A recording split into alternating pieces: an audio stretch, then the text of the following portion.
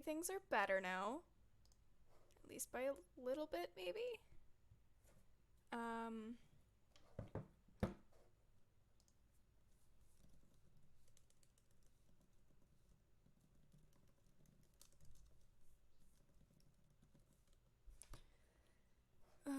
Okay.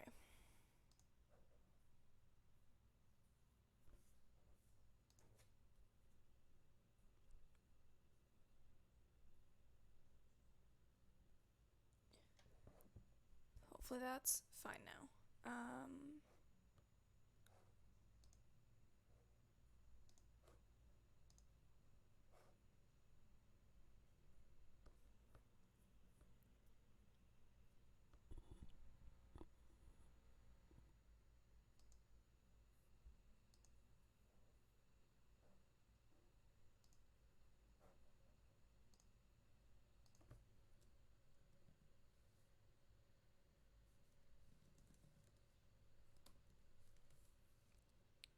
Okay.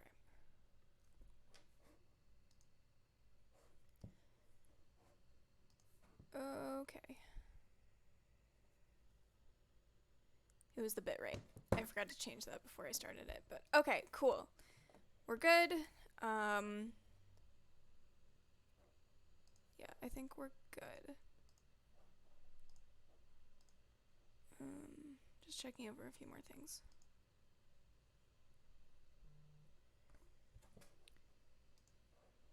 Okay.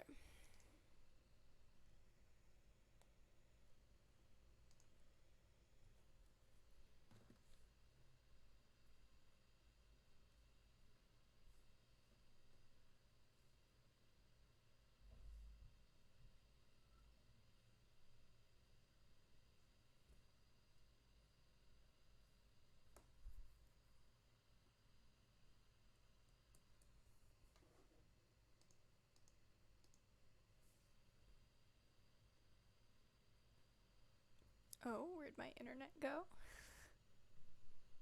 Hello?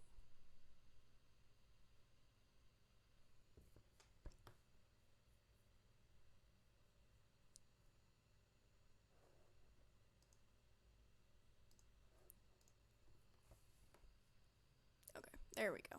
There we go, there we go. Alright,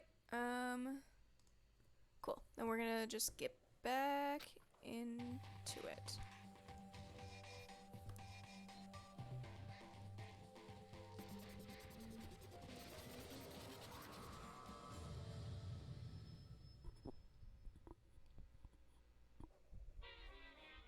Whew.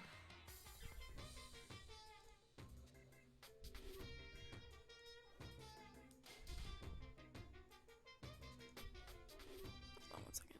Okay, there we go. He's arrived. What? Wasn't the sound of construction, but it could have been an explosion. Huh? Or maybe a machine gun. That can kind of sound like construction in a way. What are you talking about? Beyond this point, my mouth is zipped. My lips are sealed. I'm fully puckered. It's a little secret. And? Fine, then let's move on to what you can tell us. Why did you call us here? Say what? You don't beat around the old bush, do ya? Ready for me to get to the point, huh? If you please. But before that, you mind if I vent a little? I'm low on energy these days. My stitching even losing its shine and luster. I'm thinking it's probably because of this ho-hum, boring old everyday life.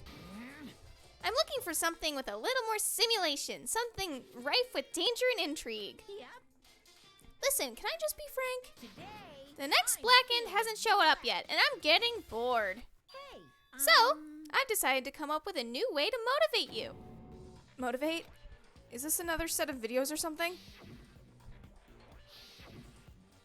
Are you gonna show us some demented thing and try and drive us all to murder? Drive you to murder? What a mean thing to say. Just awful. You hear me? I don't know what you've got planned, but we're not going to kill each other anymore. I thought your audio was the game? What do you mean? Wait, is it that good? Does it sound good?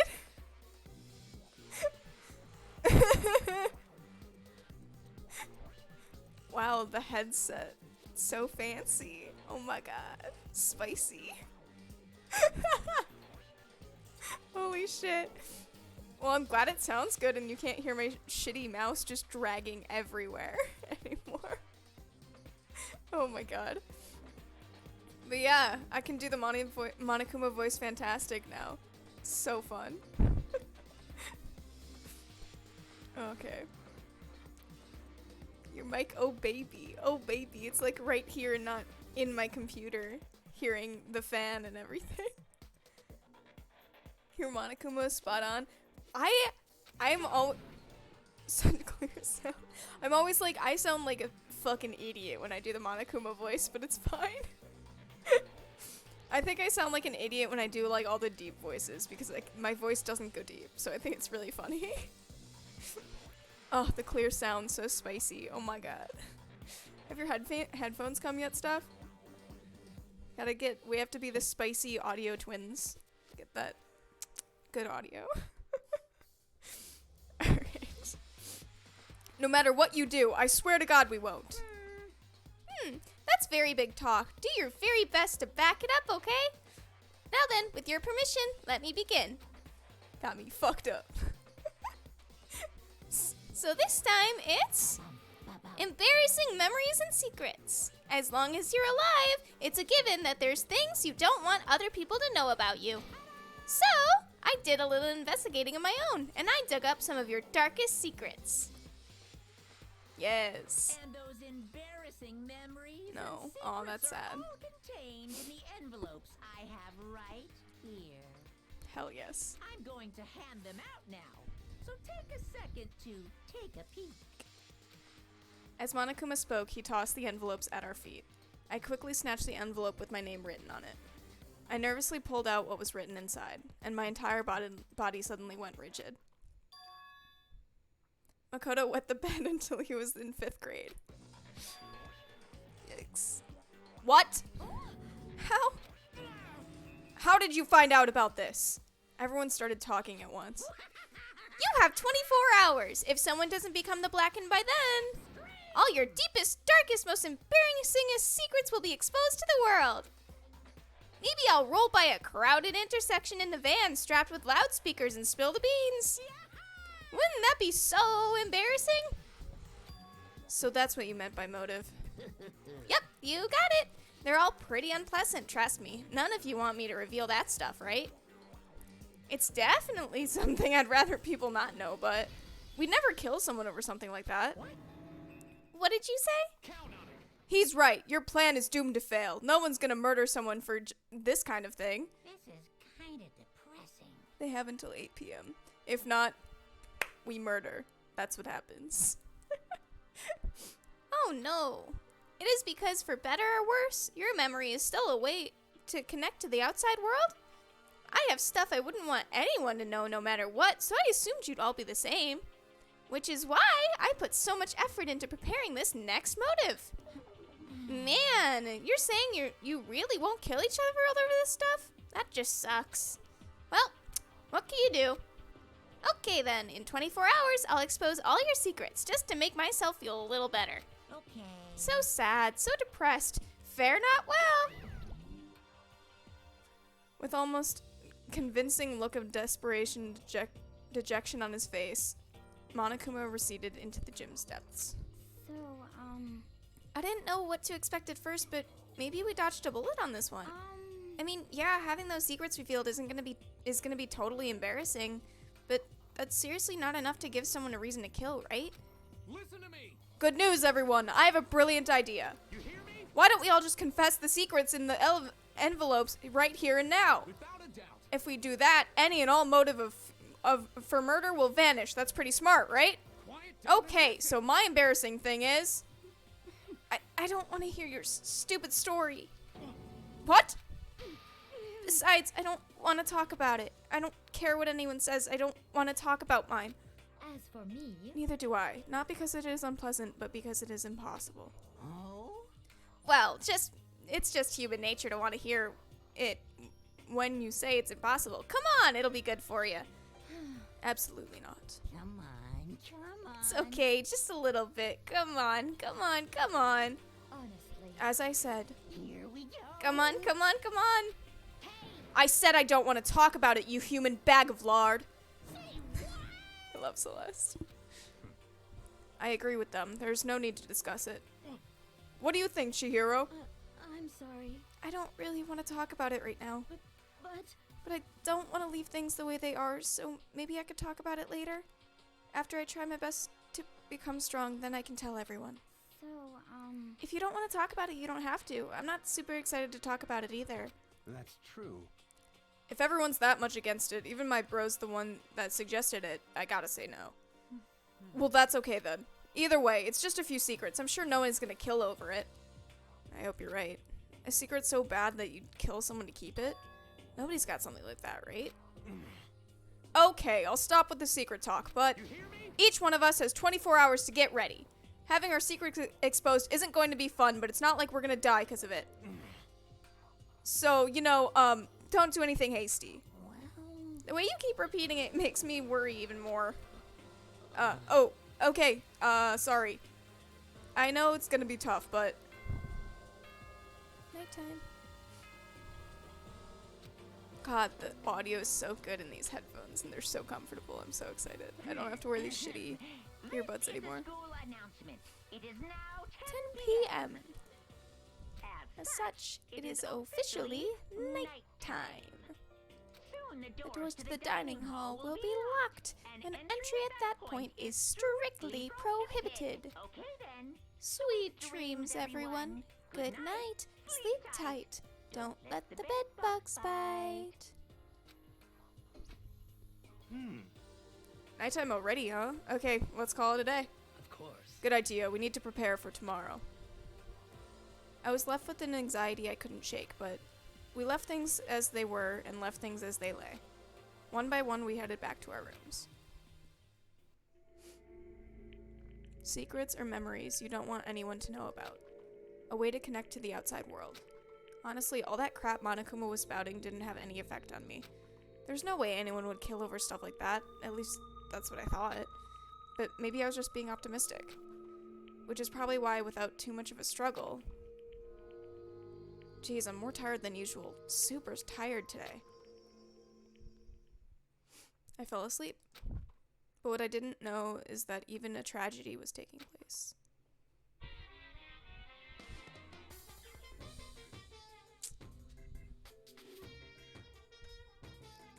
Hey, do you have a second? I want to confide in you. It's about the prevailing world attitude right now. The difference between passive and active, I mean. For example, it's the difference between, like, oops, I killed him, and yeah, that's right, I killed him. Amazingly, there's tons of people who don't understand the difference. Can you believe it? But there's a huge difference between oops and that's right, and you know what I'm saying, right? Anyone can kill someone in the heat of the moment, but surprisingly few can do it in calculated intent. To make that choice, you need to put it into action. It's way harder than just letting your emotions lead you. It's all about preparation, resolve. So maybe you're wondering, what's the point I'm trying to make? Well, I'm not totally sure myself. Maybe you should try reading between the lines. Sure, Monokuma. Morning. Good morning. Good morning. Wah! Nice reaction. I'm glad to see you didn't disappoint. What are you doing here? Yep. I wanted to spice things up, so instead of a school announcement, I decided to wake you up in person. The hell for? Because it's fun. And as long as I'm here, I figured I'd let you hear it right from the bear's mouth. Hear what? Are you sure you should be acting this laid back? I mean, even though something happened to one of your buddy classmates? What? Say what? What? Your face is all blue. It's like someone's on the verge of death. What happened? What are you talking about? That's for me to know and you to find out. Good luck! Something's happened to someone? Was it? No, it can't be. There's no way someone would. But what if? No, what ifs are pointless, especially now when... The dining hall. I need to get to the dining hall.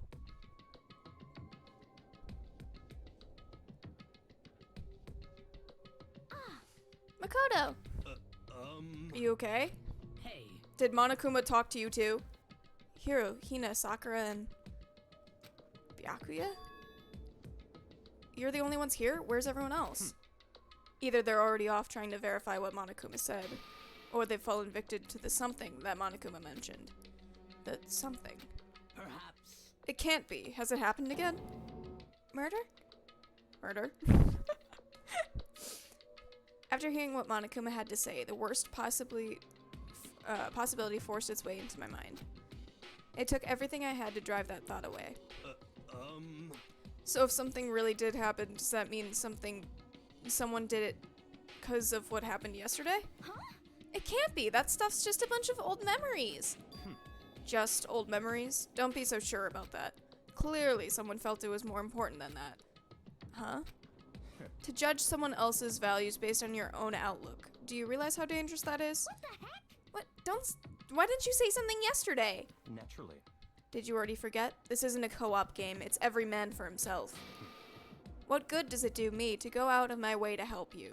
Just the worst. Stop saying that already. There's something wrong with him for serious. Did he get brainwashed or something? Wait.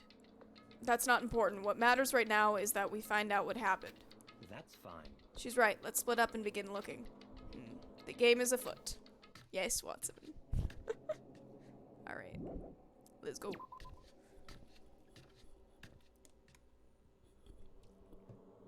Alright. There's Hina. Hello, Hina.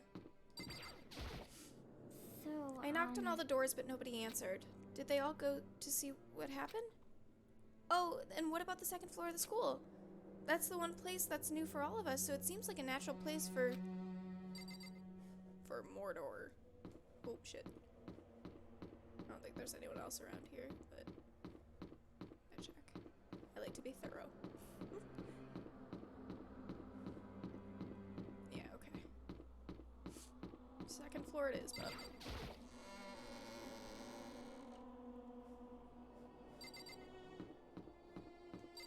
Hello. Yo.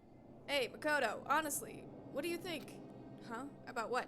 For serious. About Byakuya. You think he's being brainwashed or what? I don't know. You know more about that kind of thing than me, right? Huh? What? What's that supposed to mean? Well, I mean, you're some kind of psychic, right? Hey. Listen, Makoto, I think you've completely misunderstood what it is I do. Okay? Listen, fortune telling is like... Well? It's totally different from brainwashing or hypnosis or any of that pseudoscientific bullcrap. I need you to understand that. So you expect me to think fortune telling isn't pseudoscience. Sorry, but I don't want to get yelled at. What a good conversation to have. Well, there might just be a murder, but that's fine. Alright, bub.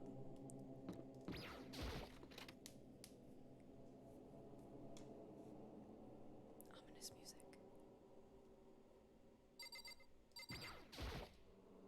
Huh? The door's open, but aren't these supposed to be locked? Oh shit.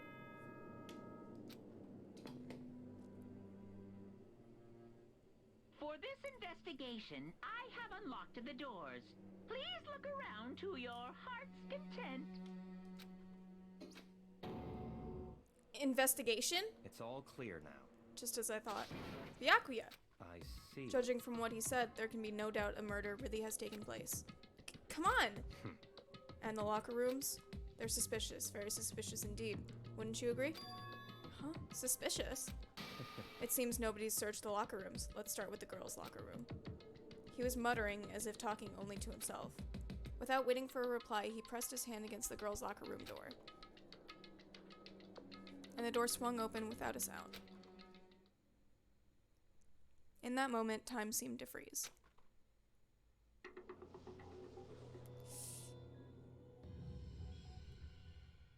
Yikes. What? I don't know how long it took me to fully comprehend the reality of what I was looking at. But as soon as I did... That audio's so good. A wild, almost primal scream escaped my mouth.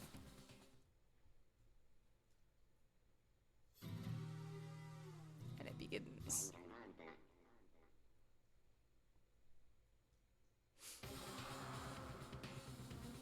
I tried to suppress my screaming, but it was useless. It surged out of me like water from a spring gushing out of the ground. Byakuya, on the other hand.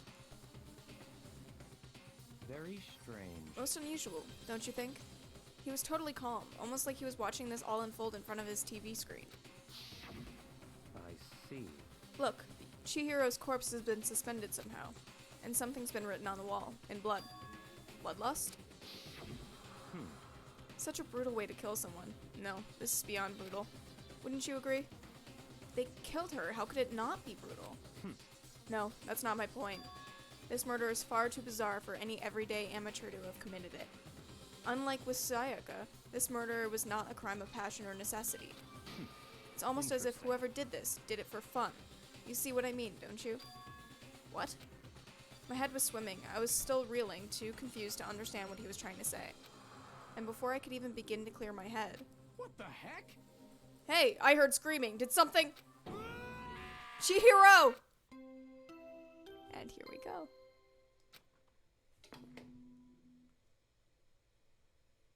A body has Has been been discovered. discovered.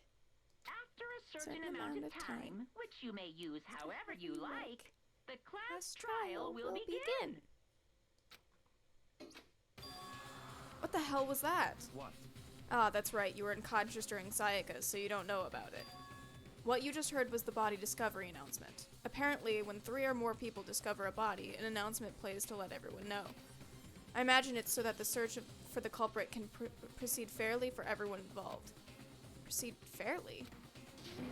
The body discovery announcement, then Chihiro really is... Naturally. dead, yes. Before you start screaming your head off, go round everyone up. It seems another game has begun. Another life or death game to uncover a killer. Taka bolted out of the locker room. As everyone made their way to the scene, it felt as if no time passed at all. It was like my sense of time had just taken wing and flown away. When I finally came back to myself, I saw everyone have the same look of confusion, fear, and anger. We all just stood there, gathered around Chihiro's body. Damn. I couldn't keep her safe. So there's another victim! Which means we are now in the same position once again. Fuck, man. What the fuck is this?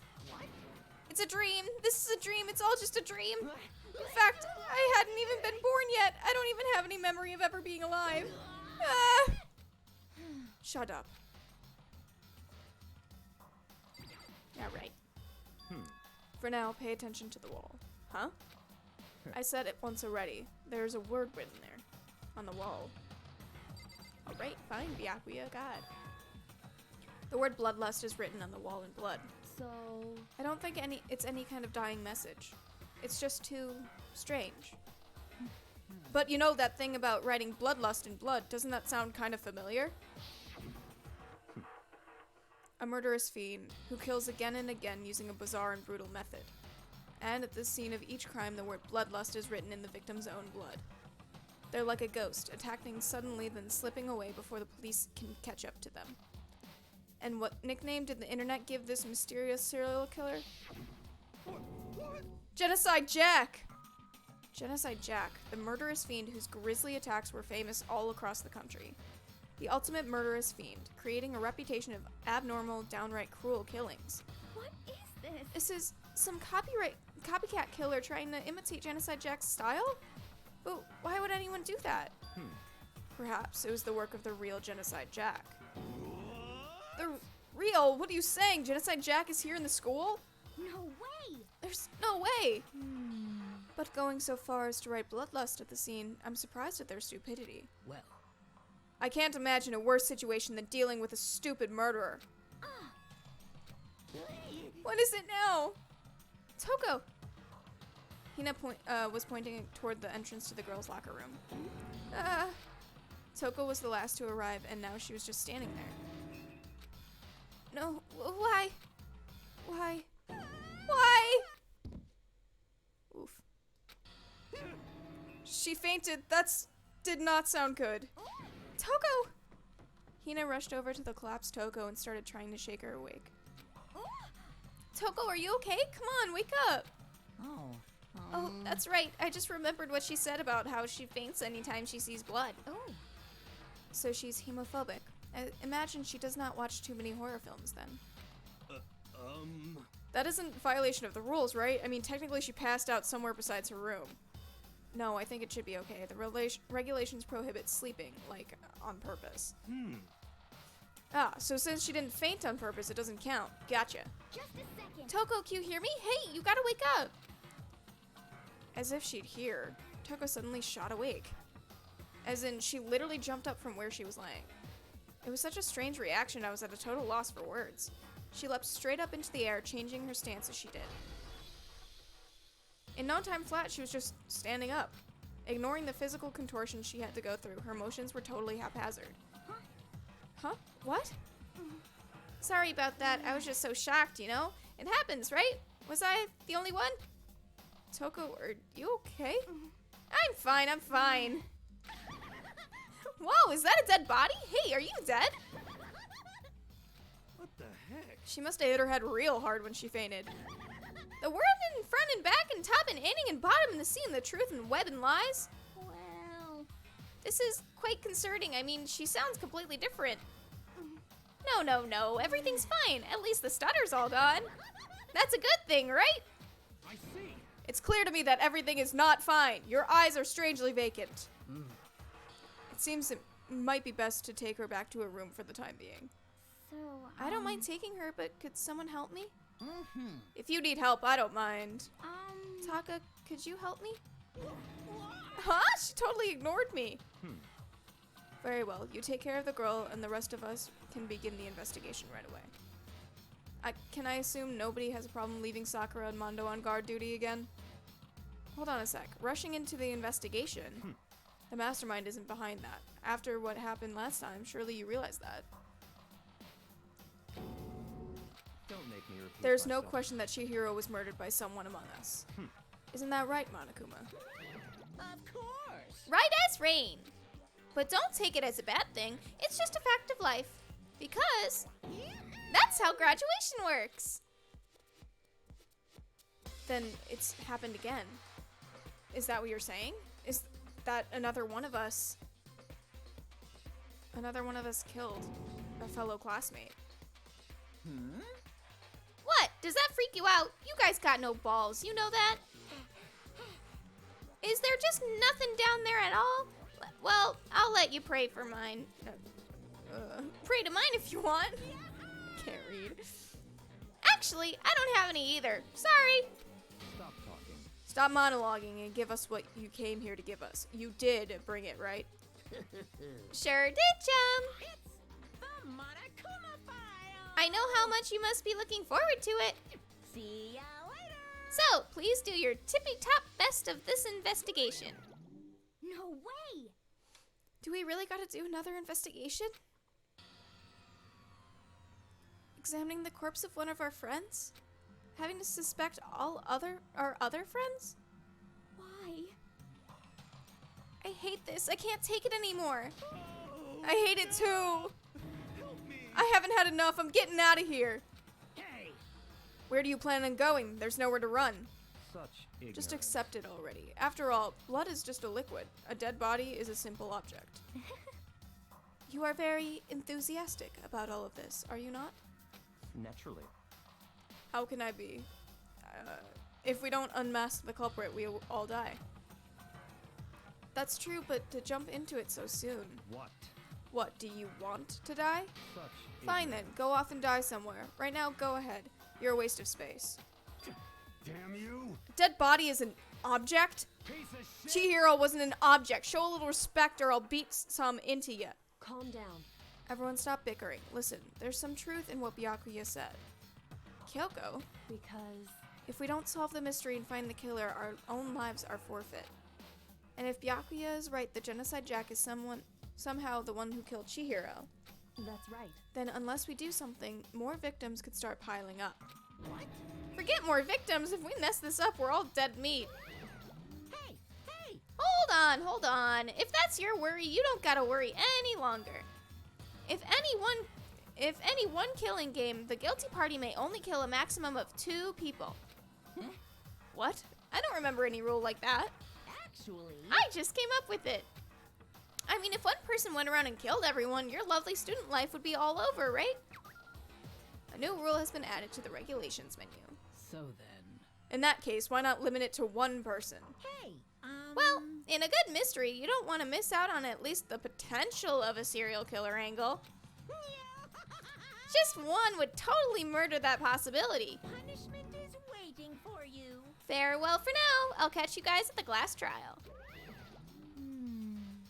I can't say I understand his thinking, but if we can kill up to 2 people, then one more person's life could still be in danger.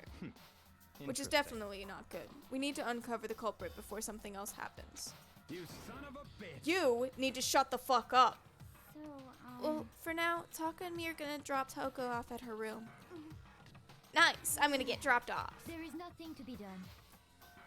We have no time to stand around here. We must begin our investigation to the suite. If we do not solve the mystery of who killed Chihiro, Is that okay? then we will quickly follow into her into the afterlife. That's true. I hate this, but if I want to survive, me and everyone else, we have to do it. We don't have any other choice. First of all, I'd better check the monokuma file to see exactly what's going on. The victim, Chihiro Fujisaki, the time of death is estimated to be around 2 a.m. The body was discovered in the girls' locker room on the 2nd floor of the school. The cause of death was a blow to the head with a blunt object. She was killed instantly. That's all it says. Well, it's not like there's any point in complaining about it. No matter what, I gotta do what I gotta do. Monokuma file number 2 has been added to the truth section of your handbook. Hey, Makoto, do you have a second? Huh? Did you need something from me? Naturally. Of course. Life without purpose is quite dull, you know? So what do you need? I'm going to let you cooperate with me during my investigation. Huh? What? I'm purchasing your talent, the same talent which allowed you to solve Sayaka's case. So, no, I just... Stop talking. You seem to have some limited use, which is why I've chosen you. You have the honor of contributing to my investigation. So you're inviting me to come with you. You're doing it in the most arrogant way possible, though. Let's go. Now then, shall we get started? But we need to get moving. There's no time to be standing around. I don't really know what just happened, but it looks like I'm working with Byakuya on this one. I could feel the life draining out of my body. It's a dead body. Chihiro's dead body. Very strange. But the more I look, the more strange it all seems. This must be Genocide Jack's handiwork. Well, but we're still not sure he did it. Is that what you want to say? I wonder about that. Oops. There's fresh blood stains on the carpet. It must have been splattered with blood during the murder. There's a dumbbell on the floor and... This is a blood stain. There's a blood stain on the dumbbell. The Monokuma file said a blow to the head with a blunt object is what killed her. Does that mean the dumbbell was actually the murder weapon? That's right. I don't imagine it could have been anything else. Locker room dumbbell has been added to the truth bullet section of your handbook. Oh, that's a lot. The poster's got some blood on it. It must have happened during the murder. The word bloodlust is written on the wall in blood. What's the meaning behind it? Bloodlust.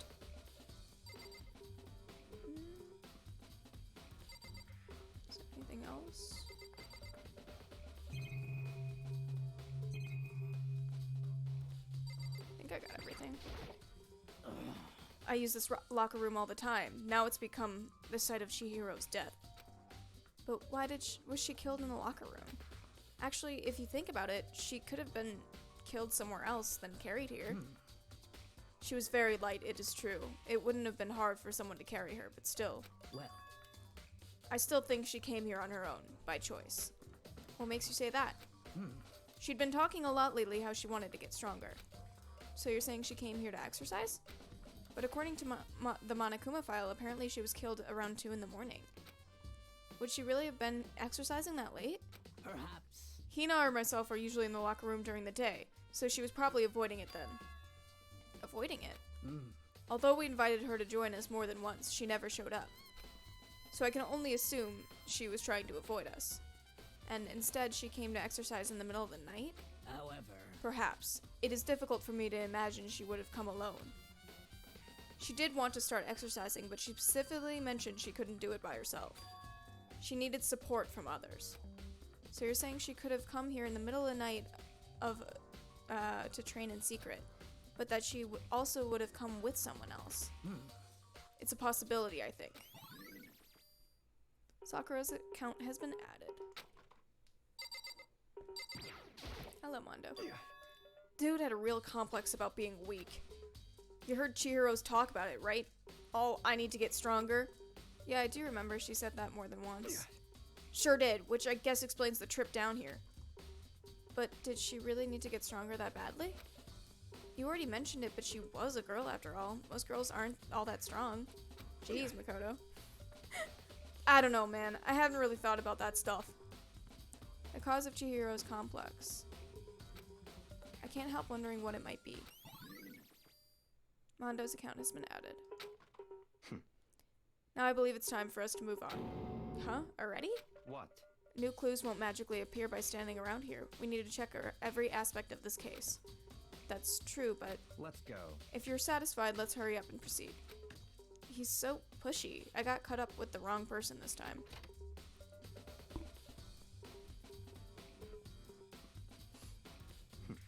So, this is our next location. Huh? This place is related to the investigation? Figure it out yourself. It's no fun if you don't, right? Guess not. If I remember right, this card reader is meant to work with our handbooks, right? What? Do you have an issue with it? If so, you should take it up with Monokuma. He said that, then quickly and sharply clapped his hands together. Did you call for me? You called me? Has he been domesticated? That's right. Seems that Makoto has a question for you. You need something? Sure, what's up? Well, it's just about this card reader. Yep. Yep, the card readers have all been designated to interface with each of your e-handbooks. You can only enter the locker room corresponding to the gender listed in your individual handbook. And it's impossible for two people in a row to go through while the door is unlocked, correct? If there were some sort of erotic terrorist on the prowl, the ceiling-mounted Gatling gun would initiate a Swiss cheese slaughter. And the school regulations prohibit anyone from lending someone else their handbook, correct? Of course. Correct, correct. So then, that means only girls can go into the girls' locker room and only boys can go into the boys' locker room. In other words, Chihiro's body being found in the girls' locker room means... Hey, Makoto, I see right through you. You see right through me? Allow me to tell you what you're thinking. Since Chihiro was found in the girls' locker room, the killer must have been able to get in there. So, in other words, As such, the killer must have been one of the girls. Did I get that right? such Good ignorance. lord, you're simple. But am I wrong? You should pay closer attention to the regulations. The answer has been in front of you the entire time. Loaning your e-handbook to another student is strictly prohibited. Only the act of loaning a handbook is prohibited. Borrowing someone else's is perfectly fine. I would expect nothing less from a prodigal son of the noble Togami family. So you managed to sniff out the loophole in the regulations. Knowing you, I would bet you created it on purpose, didn't you? To add a little more excitement to things. You're treating me like a puny little appetizer instead of the main course that I am. Now then, since the dead can't actually talk, they're not people anymore. They're things. Yep. Get it? Got it? Good. Wait, hold on. You're saying that's a loophole, but in order to borrow something from someone, then that means someone would have had to loan it, so sleepy. Just listening to you makes me want to pass out. Be more like Byakuya and get your poop together. Or else I'll charge you with criminal negligence. No more questions. Figure out the rest of your own damn self. That's fine. Well, I know you are unfortunately lacking in mental facilities, so I'll fill you in myself. Let's head to the main hall. The main hall? That'll help you understand what's going on. Card reader's been added. Very cool.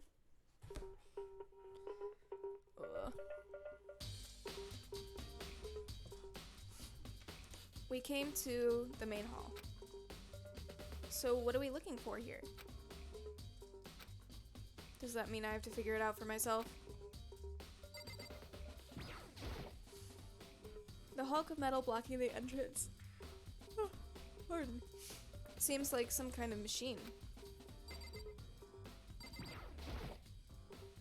There's a mailbox here. Could there be something inside? It's an e-handbook. No, wait, there's 3 of them. But what are they doing here? So, you finally found them. Huh? Did you know these were here, Byakuya? I happened to find them by chance myself the other day. It seems there's a system in place where the handbooks of dead students get delivered to this mailbox. So then, these 3 handbooks belong to Junko, Leon, and Sayaka? You can go ahead and confirm it yourself.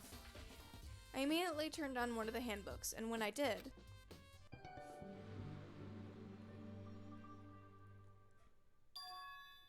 You're right, this is Sayaka's handbook. Now, do you understand? This is the key to the loophole that I revealed earlier. Yeah, I feel like I'm starting to get it. You should pay closer attention to the regulations. The answer has been in front of you this entire time. Loaning your e-handbook to another student is strictly prohibited. Only the act of loaning a handbook is prohibited. Borrowing someone else's is perfectly fine. I see. Yeah, now I understand. The main hall e-handbooks have been added. What? Hold on a second. What's wrong? Very strange. That's strange. One of the handbooks won't turn on. Is it broken? Whose is it? The other handbook showed Junko's name when I started it up. Then the one that won't turn on must be Leon's, right? I see. It would make sense, yes. After all, he did get pummeled with dozens and dozens of baseballs. Pummeled with baseballs. The memory of it came flooding back. That cruel punishment which led to Leon's death. The execution that the mastermind concocted. A cruel, heartless death. You're right. It wouldn't be surprising for the handbook to break during that kind of assault. Damn it! Hey, hey! Hey! Now I'm Hey! really angry. What? That e-handbook is essential to student life here. Crucial, integral, instrumental, a super big deal. There's no way it would break that easy. But it did. If I say it wouldn't break, it wouldn't freaking break. It can withstand up to 10 tons of pressure, and it's waterproof up to 100 meters, okay? I don't care how many baseballs you hit it with, it wouldn't do crap. Oh, but even my amazing handbook does have one single weak point. It does? I can't hear you. But it's a secret. I wouldn't want you to go breaking any more handbooks. What? Then Leon must have broken it somehow without realizing what its weakness was, right? Hard to say. You know what, I think his handbook isn't actually broken. What? But you might ask, how could that be? Leaving the question hanging in the air, Monokuma disappeared. What just happened? Monokuma said it was broken. It was not broken, but it's an undeniable fact that it's not turning on. That's fine. Well, I don't see any connection to the case, so it doesn't matter for now. You think so? Either way, something about it still bothers me. Broken e-handbook has been added. Okay then, this should be enough to get things rolling. Let's begin with our investigation in earnest and track down the true culprit. Yeah, we need to find out who killed Chihiro. To be exact, not quite. Huh? Not quite? What did you mean by that, Byakuya? To be exact, not quite. Certainly I want to reveal Chihiro's killer, but more precisely, I want to discover the true identity of Genocide Jack. Then you really believe Genocide Jack is the one that killed Chihiro? Don't make me repeat Absolutely. I have no doubt that Genocide Jack is the culprit of this case. The murderous fiend is Genocide Jack, right? myself. What? There's nobody else it could be. A murderous fiend who kills again and again using bizarre and brutal method. They're like a ghost, attacking suddenly then slipping away before the police can catch up to them. And what nickname did the internet give to this mysterious serial killer? Genocide Jack. They say he's killed thousands of people, but that's gotta be an urban legend. Still, could one of us really be a demented, psychotic killer like that? You're not wrong to wonder. But words mean little right now. I have something that will prove it, and I could show you. We're supposed to... Hold on, there's... Okay. Talk to you again, I guess? What do you mean by that, Byakuya, to be exact, not quite? Certainly I want to reveal Chihiro's killer, but there's more to that precisely. I want to discover the truth of the identity of Genocide Jack. Then you really think... You truly believe Genocide Jack is the one that killed Chihiro? Don't make me repeat myself. Blah. And I have a basis to believe that. I assure you, Genocide Jack is one of us. Is there really proof? There's somewhere I'd like to take you. This will provide all the evidence you need. It's all clear. Evidence that Genocide Jack is the one that killed Chihiro. Evidence? Does something like that really... Ah, hey you two! Big trouble, I need your help! I don't have time to We're play busy, with you. leave us alone. 'Cause, I mean... But it's an emergency! Emergency! Come on, please, you gotta help me! This is a serious emergency! Please, please, you gotta help me! Just calm down, okay, Hina? 'Cause, I But mean... it's an emergency! An emergency? What happened? Well... Something's wrong with Toko. She's acting super strange. Well, I mean, she's acting pretty strange earlier, right? What should we do, Byakuya? Very strange. Since it's Toko, I must admit, I'm intrigued.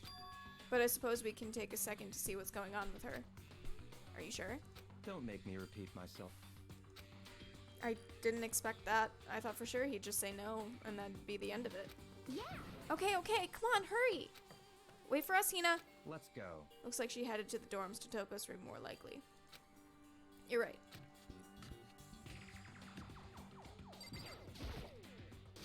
You guys are too slow. I think you're just too fast. So, what's this emergency? So... Well, after what happened in the girls' locker room, we left Toko in her room so she could lay down.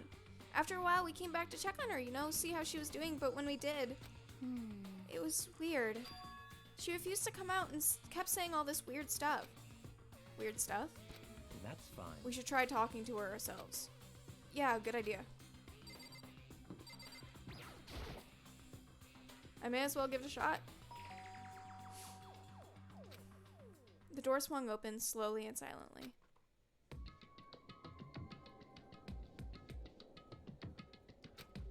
Holy crap.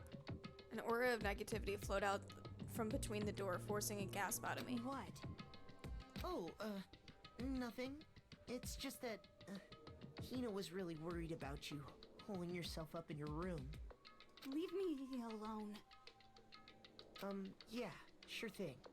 But, could you open up, just for a second? Won't allow it. Making sure that it's, okay, cool. Huh? I won't let Genocide Jack have control. And just like that, she slammed the door in my face. What was that? She's been acting like that this whole time. When I rang a little while ago. I'll drive it out, the killer. I'll drive out the murderous fiend. It doesn't make any sense, right? I was afraid to leave her there alone, so I tried to bust down her door. But it felt like something was holding it shut on the other side. I couldn't even budge it. Toko was scared even enough to even bar her door. Does she think the same thing as Byakuya? Does she think the serial killer Genocide Jack really murdered Chihiro? Is that why Toko was so scared? But... Whatever it is, I'm really worried about her. Is there anyone who might be able to persuade her? Yeah. Hey, Byakuya, do you think you could ask her? To come out of her room, I mean. That's fine. Sure, whatever. Huh? You're gonna talk to her, Byakuya? Wow, I guess you can be nice when you want to. Byakuya stood in front of her door, not making a sound and pressing the doorbell. After a few moments... What do you want? Leave me alone, you're all so annoying. Bakula! It's Byakuya. I'm sorry I couldn't keep our promise. Don't worry, never again. I won't let Genocide Jack have control ever again. And with that, the door slammed shut. Even if Byakuya couldn't pull it off, there's nothing else we can do. Let's get back to the investigation. Hold on. Hey, Byakuya, what was Toko talking about just now? Something about a promise? What? Oh, I have no idea. Another one of her delusions, I'm sure. But Stop talking. if I say I don't know, that means I don't know. Just let Hina take care of her. Oh, okay, yeah, okay. I'll stay here and keep an eye on her. Let's go. Well then, let's go. Without waiting for a reply, Byakuya sped away. Byakuya? And I hurried to catch up. I tried to talk to him several times as we walked, but he didn't even look back, let alone say anything. He just kept walking towards his destination. Finally, his feet brought him to a stop in front of a certain room. The library? Come on, let's go in.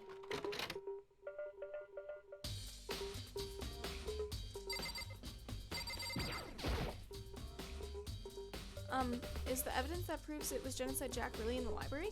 Don't make me repeat myself. Don't make me say it again.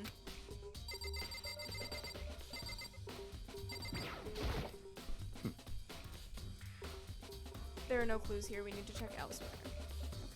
Okay. If I remember, on the other side of this door, it's an archive, right? Hurry up and go inside. Oh, here?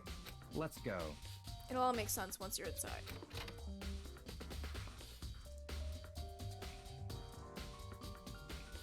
Whoa, there's so many books and files. And so much dust, too. So, in other words, I would say there's enough value in this place to endure the dust. The shelf is stuffed tight with files. Without really thinking about it, I picked one up at random. Ah, you have a sharp eye indeed to select that file. Huh? that's right. That's the report of the presidential assassination. The original is kept at the National Library. It won't be declassified for another 30 years. Are you sure you want to look at it now? There's no telling whose crosshairs you might wind up in for peeking at it. Without making a sound, I returned the file to the shelf. There's so many files stuffed onto the shelf. What are all these things? That's enough. Those documents are dangerous. Dangerous?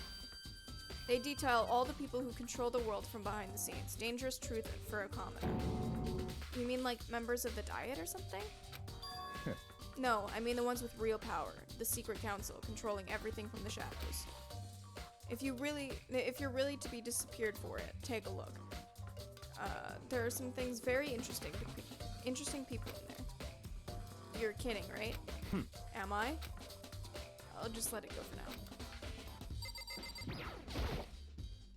There's a ton of thick files stuffed under the bookshelf. If you're thinking of looking through them, let me give you a little warning.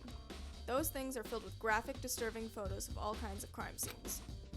It's the kind of thing any normal person wouldn't ever want to look at. Be careful. Huh? What do you mean?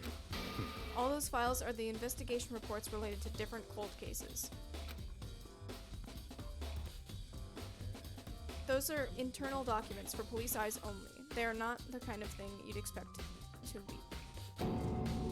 Oh? If you pay attention to your surroundings, you're sure to discover that value for yourself. Okay. You're telling me not to look at That's anything. right. Okay. Oh. Okay. Alright. Sure. Huh? It's a desk lamp. Oh yeah, it's the same one Byakuya was using in the library before. What? Do you have a problem with that lamp? It was here before, then I moved it over there. It's too dark over there, so I thought I'd put it to good use. Cool. Nope. Okay.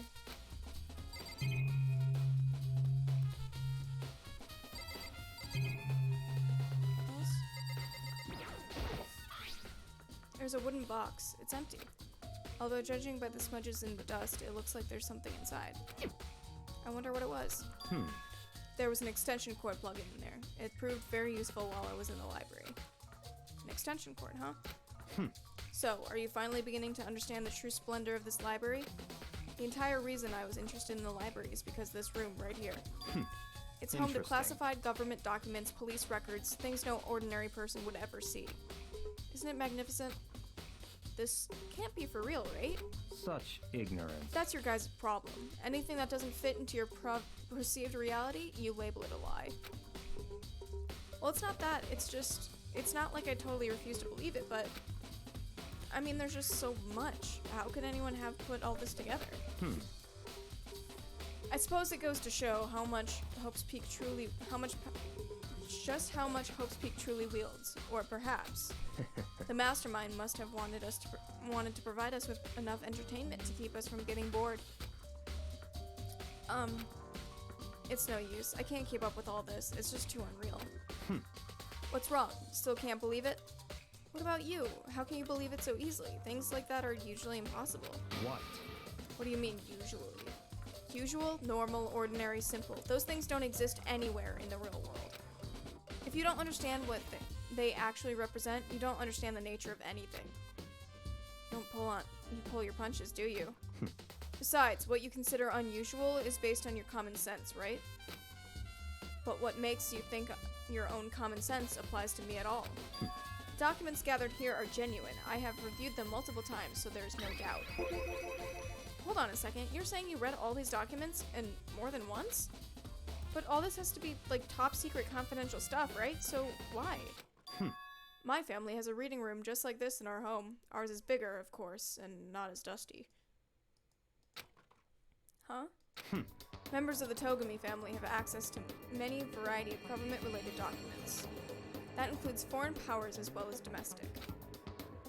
How is that possible? So, in other words, I already told you, there's a secret council that controls the world from the shadows.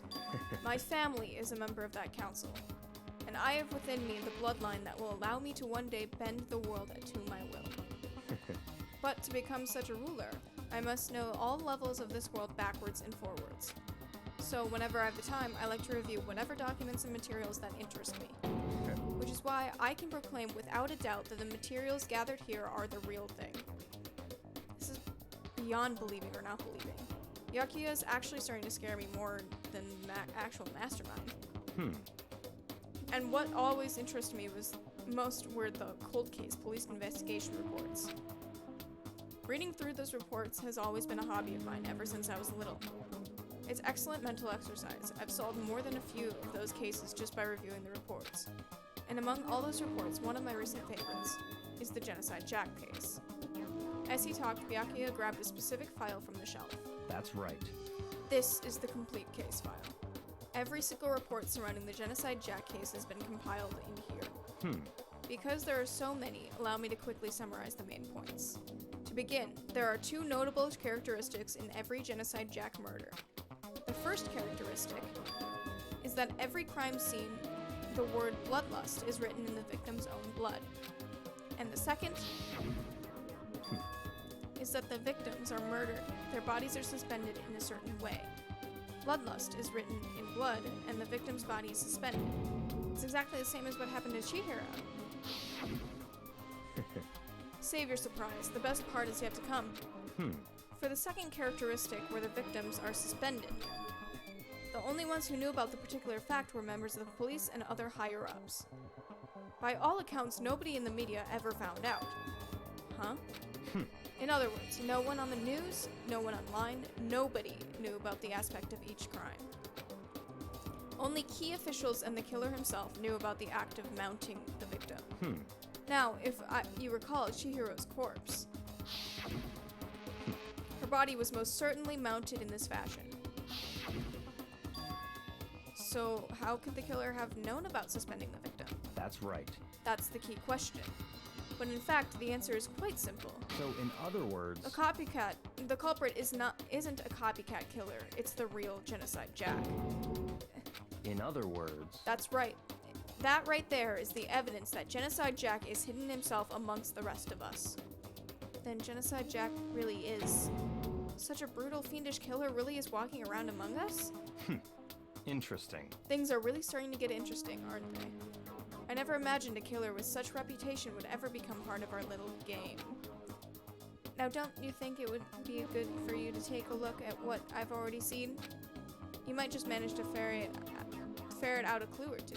Such ignorance. If you get down on your knees and beg, I might even show you myself. Give me files, Byakuya. Byakuya, about the Genocide Jack case file.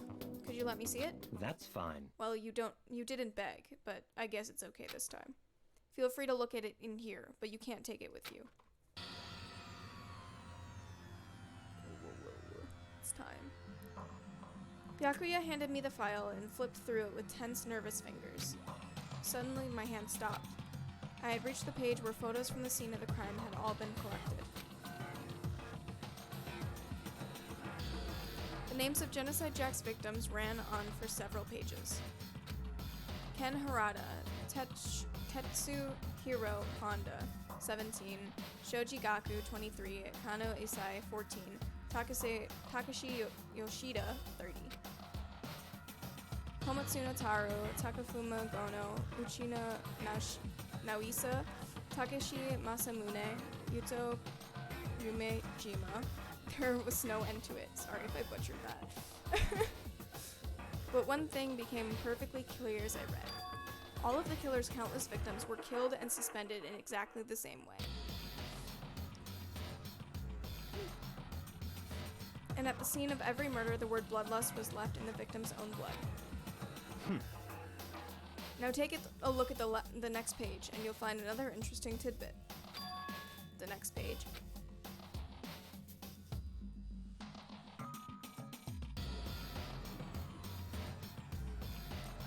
Profiling results. All of the crimes took place either on weekdays or night, and during holidays either day or night. The most common time for the killings to take place was on holidays in the afternoon. Based on these facts, it would be suggested that the suspect may be a student. Evidence suggests that the suspect lingered at the scene, but when they did leave, they were in a panic. Because an eyewitness has never come forward, it's unlikely that there was any external reason for this. This confused behavior suggests that the suspect may potentially suffer from dissociative identity disorder. So, in other words, The key point here is that the culprit may well have a split personality. Split personality, like the kind you see on TV? So I'm part of another truly unbelievable story. But this one is way more unbelievable than anything else up until now. Or maybe it really isn't? I don't know. I feel like my mind is gone numb. Genocide Jack case file has been added. let's go. Alright, we should get going soon. Huh? Where are we going? Anywhere but here. We finished our business here, haven't we? Oh, wait, Byakuya! As usual, Byakuya turned and left without another word. I hurried out of the library to catch up. Well, this is where we part ways. I have some things I need to take care of before the class trial. Huh? Just all of a sudden like that? I don't have time to Come play on, with enough you. of your annoying misapprehensions. Did you really think we'd be together this whole time? Take responsibility for yourself and do something useful. Move the investigation forward on your own. Goodbye. Well, goodbye. Just like that, he was gone. Just as quickly as he'd asked me to join him, he cut me off. In the end, I feel like I was just some plaything getting tossed around. At the same time, I'd uncovered some really important clues thanks to him. Genocide Jack, he's the one that killed Chihiro. And that murderous fiend, he's one of us. But who is it? I have to find that out no matter what it takes. And to do that, there's somewhere I have to go to investigate one more time. I have to go back to the crime scene, the girls' locker room. I should check out the boys' locker room too. And the others might have come up with some info I might find useful while I'm at it. I need to find out everything I can. Bet, let's go. This way? It is this way.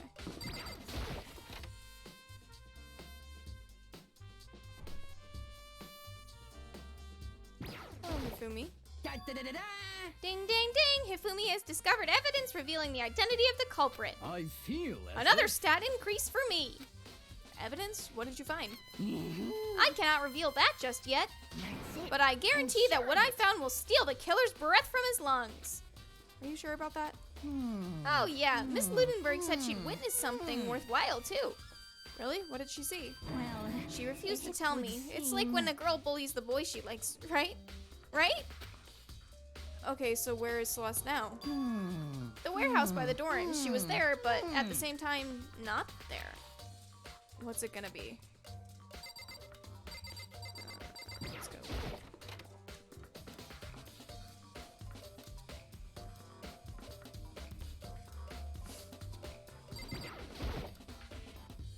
Huh, this poster? It's a popular boy band called Tornado. Somehow it doesn't quite seem to fit the boys' locker room.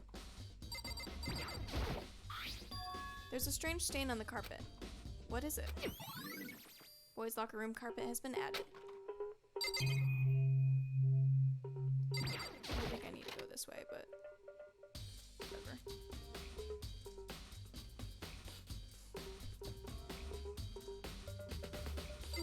I don't think so. Yeah.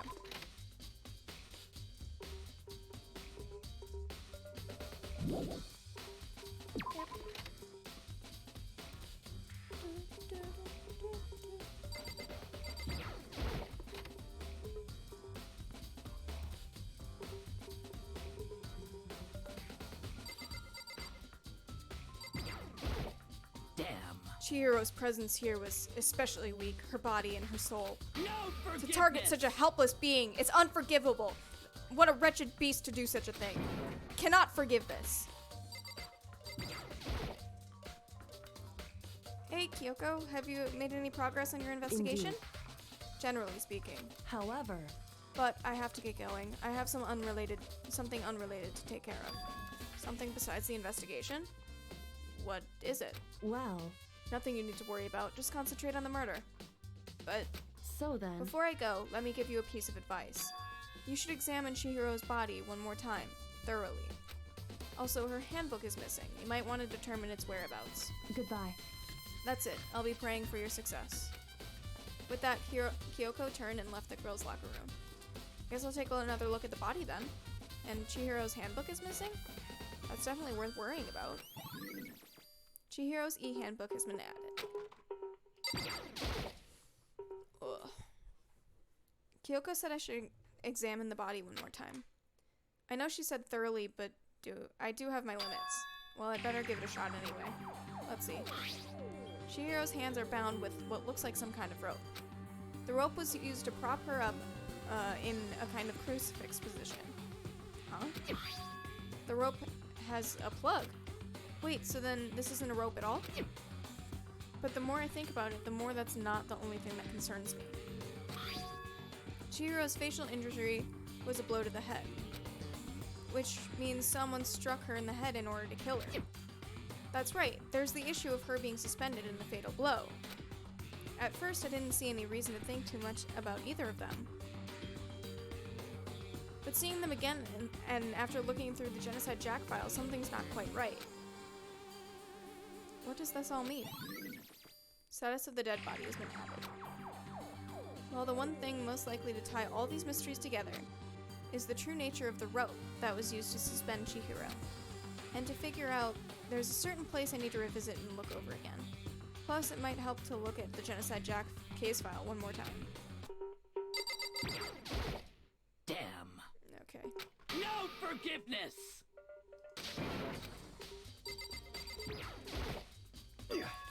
Dude had a real complex about being weak. You hear Chihiro talk about it, right? All I need to get stronger. Yeah, I do remember. I think I talked to him about this already. Yeah, okay.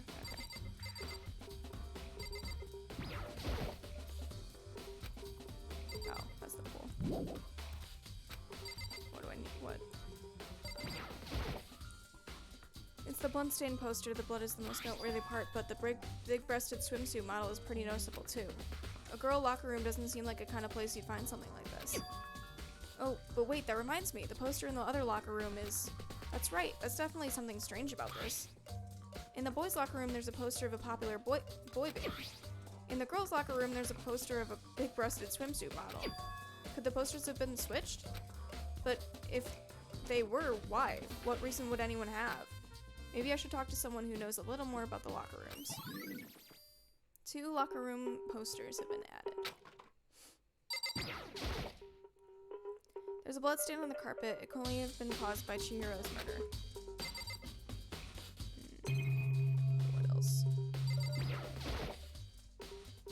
bloodlust is written on the wall in blood. Just like in the genocide Jack cases. Yeah. Can I leave now? Yes.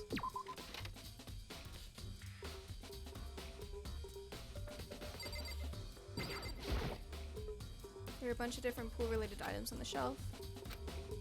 No clues. Can I leave?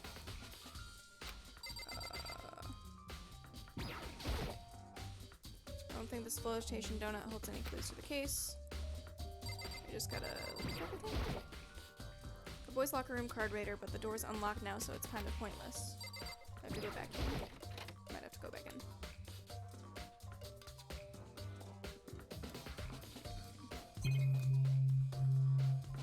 I don't think so, actually.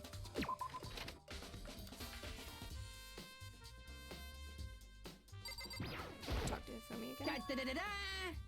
Yeah. I no. feel. Okay.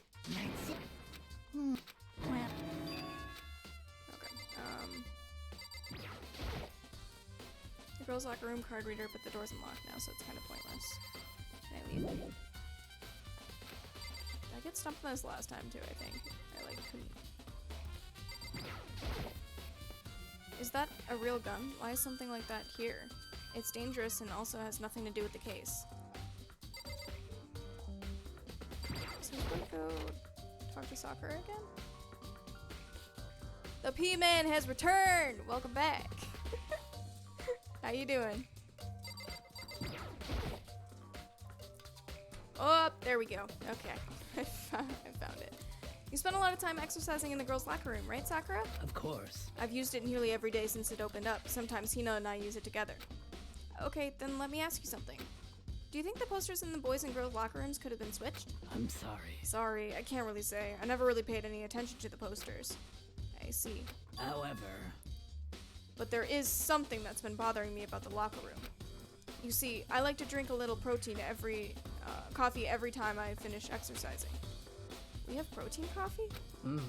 In the warehouse. It's not the highest quality, but I don't have a lot of other options. I mix protein powder with coffee and down a glass of it after exercising. Anyway, the other day I spilled some on the carpet in the girls' locker room and it left a stain. A stain? But I don't see any stain on the carpet now. of course. Exactly. I noticed it earlier. The stain has disappeared. I can only assume someone came along and cleaned it up. But still, isn't it unusually clean, as if there was never a stain there to begin with? Disappearing stain has been added. Now we go. Now we go back. Oh, I keep doing that. Alright.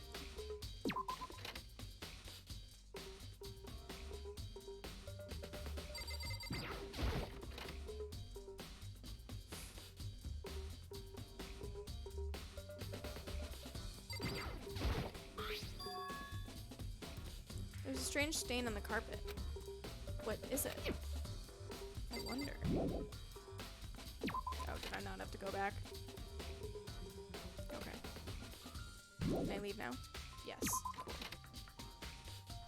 Alright, let's go back to the library.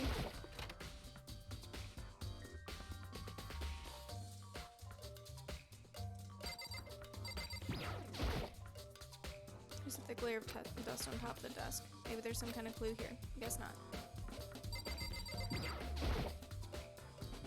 I didn't mean to click on that. No, there's something else. Yeah, I know I didn't. Oh, I guess not. Did it click the lamp? There we go. Huh? The lamp won't turn on. Oh, I see. It's not plugged in. The lamp's cord isn't long enough to reach the outlet from here. The last time I saw it, it definitely was on, and it was definitely right here. Oh, that's right. Byaku was using an extension cord. But there's no extension cord here now. I wonder if library desk lamp has been added. Cool.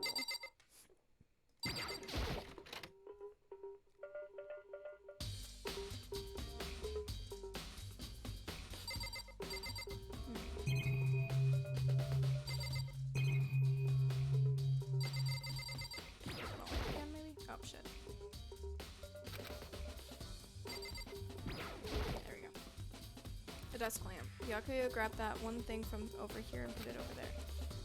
It sure is dark over there.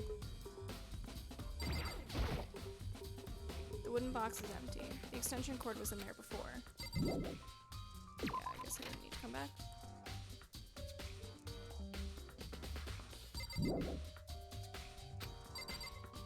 Like, what?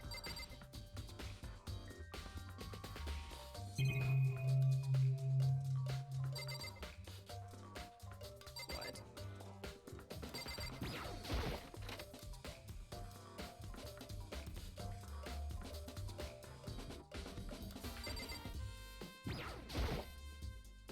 I want to take another look at the Genocide Jack's case file. I know it was around here somewhere. Huh? It's gone. Did someone take it out of the archive? Well, the only one who would do something like that. I can't think of anyone but Byakuya. Cool. I think that's what I needed to do. There we go. Yeah. Ugh. Now we head downstairs. Which is this way.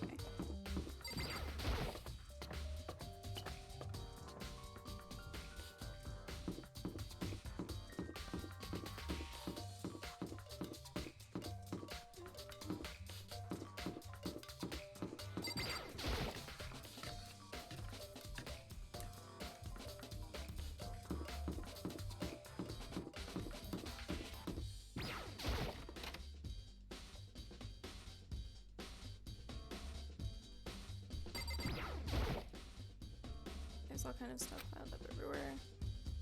Towels, jackets, looks like they've put together a good collection of school equipment. There we go. Celeste, what are you doing here?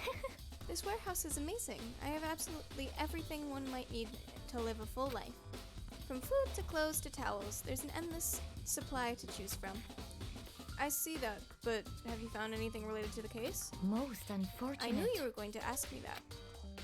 I thought talking about the warehouse itself might misdirect you, but I see it was pointless.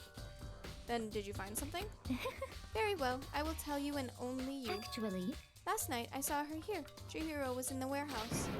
What? Really? indeed. This was right before nighttime. What are you doing out this late? Oh, I was just... Are you planning to go exercise, perhaps? What? How did you know? Because I can see a blue track jacket sticking out of that duffel bag you're carrying. Oh, you're right. Thanks. Well, I'd better get going. I'm kind of in a hurry. She stuffed the jacket into her bag in a hurry. It was almost like she was trying to hide it. And just like that, she was gone. Yes, I indeed. assumed she was merely stalking up to go exercise in the morning, but it would appear she ignored the nighttime rule and headed directly to the girls' locker room. If it hadn't broken our rule, none of this would have ever happened. You get what you deserve, I suppose. So apparently, she went to the girls' locker room late at night in order to exercise without anyone knowing. But the strange thing is, there was no trace of the track jacket or duffel bag. Celeste said she saw Chihiro carrying it, which would mean the killer would have gotten rid of it somehow. Celeste's account has been added. I'm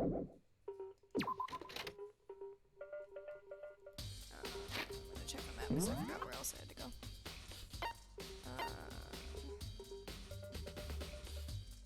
Why did I have to go to the dining hall? No, I think I went there already.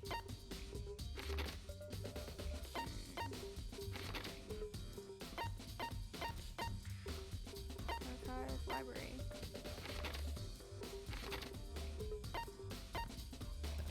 Where else did I have to go?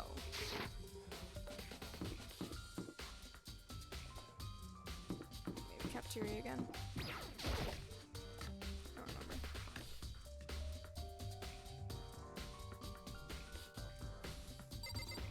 Oops. Oh, Hina, how's Toko doing? Same as before. She won't come out and she keeps on mumbling something about Genocide Jack. So I just left her there. You left her? My head was all swimming and I was getting pretty hungry. Yeah. Oh, but don't worry, I'm gonna head back as soon as I'm done eating. Toko's not exactly pleasant, but I'm still worried about her. Speaking of which, what are you eating? Huh? A donut, of course. Of course. There's two things I'm sure God created, outer space and donuts. Really? I bet Chihiro would have liked to eat more donuts. Maybe that was her one big regret. Oh, I should have tried to spend more time with her. Come to think of it, who did she spend time with? Well, Yeah, she was a bit strange. Didn't really like to hang out with the other girls much. It was like she was trying to keep her distance from us. Actually, Sakura said something similar. She said that even though you and her invited Chihiro to exercise with you, she always refused. yeah, totally. Yep, that's true. And it wasn't just us either. It was like she stayed away from all the girls. Was she just shy? I don't know. She talked to the boys all the time. Isn't it kind of weird to be shy around your own sex, but totally fine with the opposite sex? Oh, wait, maybe. Maybe she used to guys spoiling her. The law says you can't judge a book by its cover, right? You think so? I never really saw her as the kind of girl. Aoi's account has been added. And it's time.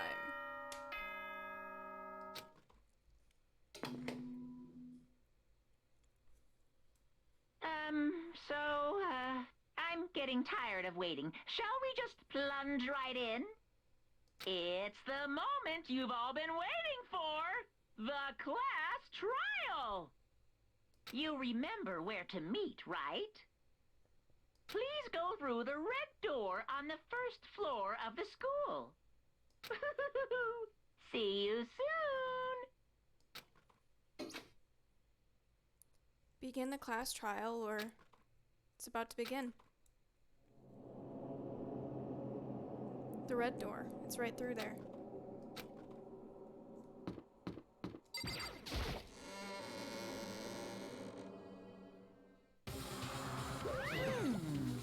Ahem. So is everyone ready to what? Am I blind or are we missing someone? Yo. Yeah, Toko's not here. Huh? And Toko is? You really don't remember? Come on. Kidding! I'm just kidding. How could I forget that little nut job? She's a crucial part of this class trial this time. What are you gonna Okie dokie. I'll go ahead and drag her out here, kicking and screaming. Just one moment, please. And just like that, just like he said a few minutes later, he reappeared, dragging Toko behind him.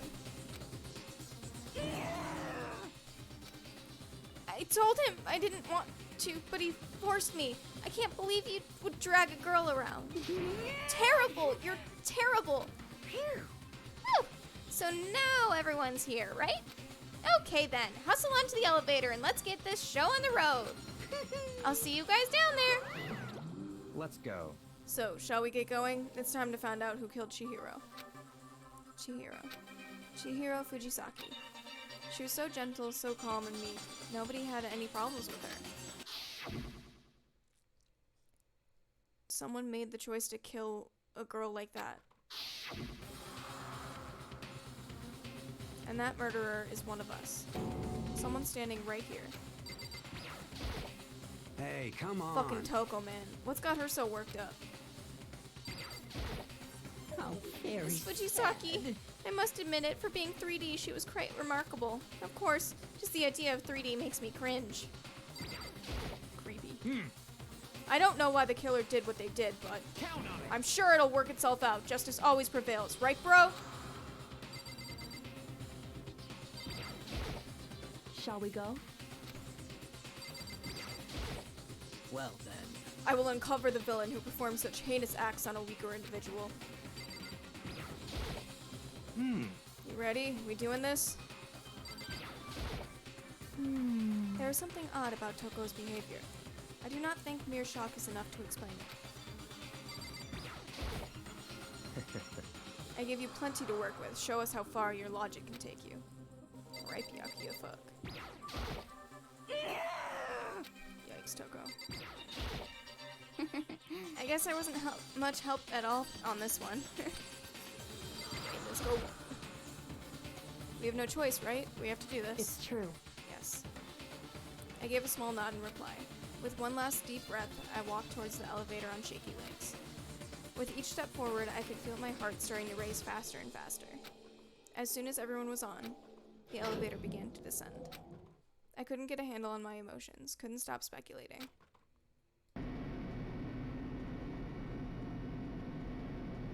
The steel box sank into a heavy, clunking sounds deeper and deeper into the ground.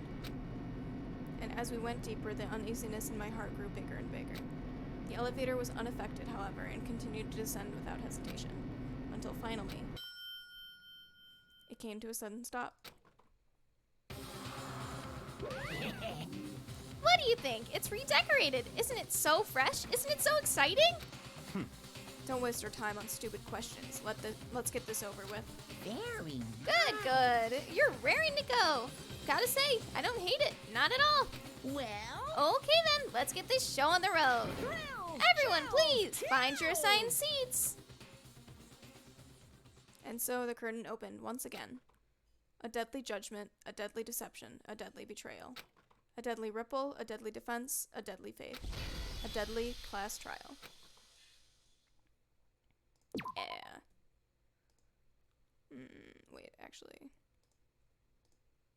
There we go. Alright. I am going to take a quick break, grab some water and shit, and I will be back, and we will start. That's mad creepy elevator. I don't know why I just noticed. Yeah, it's super sketchy. It's like the elevator in my apartment building. It's terrifying. But I will be back in a bit, and then we will start the trial, and have some fun with that. So, enjoy some snack time. Oops, wrong one. There we go. All right.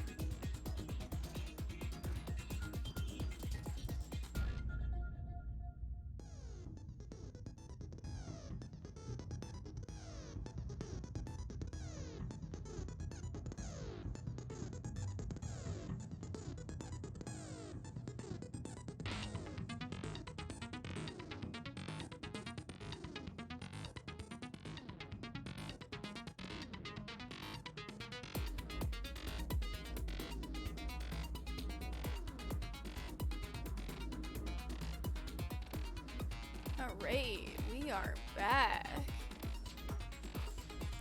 We are back. Gonna start. It is trial time, ladies and gentlemen. Time to get intense. And time to get my hair out of my face, 'cause it's gonna be serious. Alright. Let's get on in. Let me just make sure everything's going okay.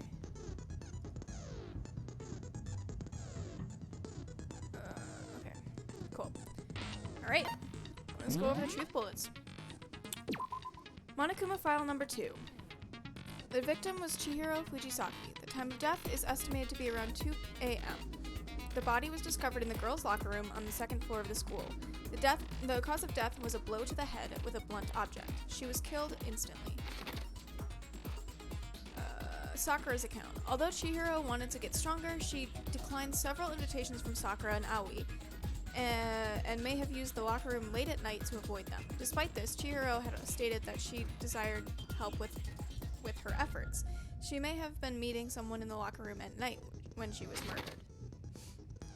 The dumbbell found in the floor of the girls' locker room had a significant amount of blood on it. Mondo's account. Chihiro had told anyone willing to listen that she wanted to get stronger. Some assumed that due to her inferiority complex about being weak, she admired strength more than anything else. Card reader. To unlock a locker room, you need to swipe your e-handbook over the card reader. You need a male student's handbook for the boys' locker room and a female student's for the girls. It is not possible for 2 people to enter at the same time. Additionally, lending someone your handbook is a violation of school regulations. Main hall e-handbooks. The handbook of each student that has died is placed in the mailbox in the main hall. Broken e-handbook. One of the handbooks found in the main hall had been broken, which is apparently a rare occurrence. Junko and Sayaka's handbooks both seem to still work, so it is assumed that the broken handbooks is Leon's. However, Monokuma claims it's very unlikely that Leon's handbook would have broken. Genocide Jack case file. Suspected Genocide Jack victims include Ken Harada, Tetsuhiro Honda, and Shoji Gaku, along countless others. They were killed in the same way and mounted to a nearby wall. The word bloodlust was found at the scene of each crime, written in blood. Profiling indicates the killer is likely a student suffering from a split personality. Aoi's account. Chihiro seems to have consistently kept her distance from the other girls at school, even from the beginning. Meanwhile, it had been noticed that she got along remarkably well with her male classmates. Boys' locker room carpet. The carpet in the boys' locker room was found with a blackish stain. 2 locker room posters. Blood was found on the poster in the girls' locker room. The poster featured a big-breasted supermodel, popular among young boys. Meanwhile, the poster in the boys' locker room was for a boy band popular with teenage girls. Chihiro's e-handbook. Chihiro's handbook was not found on her corpse and has apparently gone missing. Status of the dead body.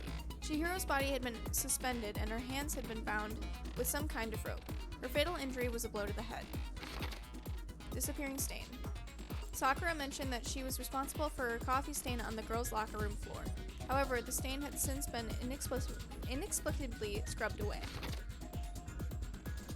Library desk lamp. Byakuya was known to use this lamp often. However, the extension cord had gone missing at some point, and the lamp cord couldn't quite reach the outlet. Celeste's account.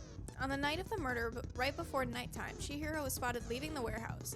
It seems she was stuffing some blue exercise clothes into a duffel bag. Presumably, she was on her way to exercise, but the clothes were not found at the crime scene.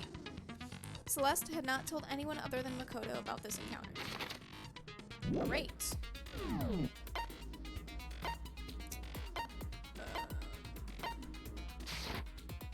Set skills. Get attentive influence and increases the influence gauge by 2. Effective during the class trial. What about chalk we have? Do we have any other ones?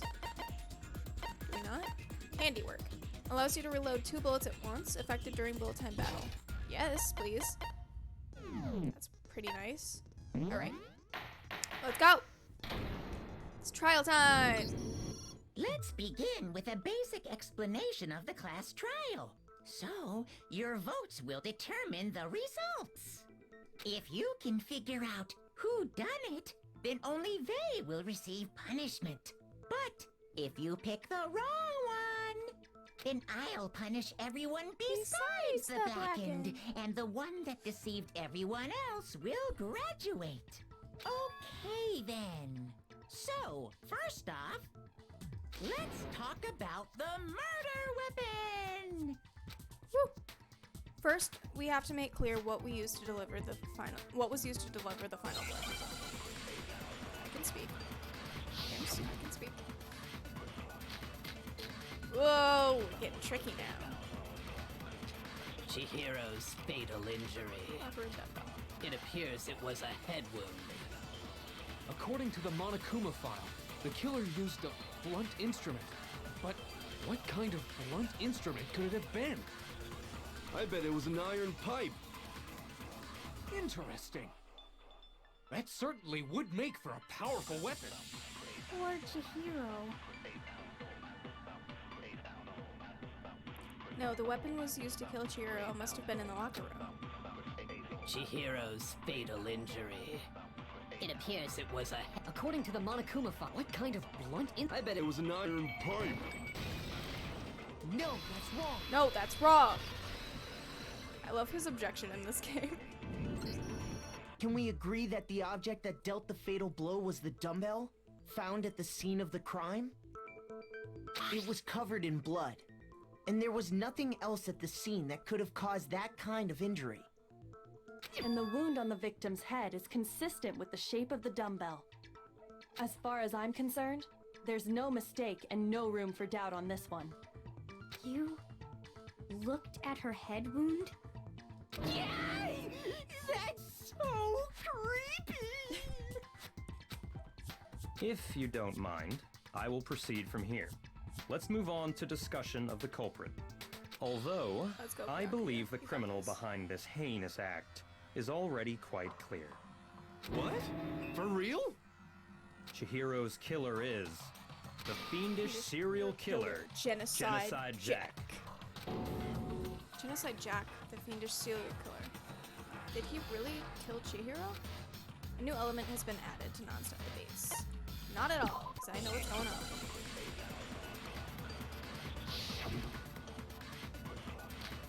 I think this is when the pink stuff, the pink text. The culprit is Genocide Jack. I'm sure of it. Case closed, as far as I'm concerned. But that's impossible! Why?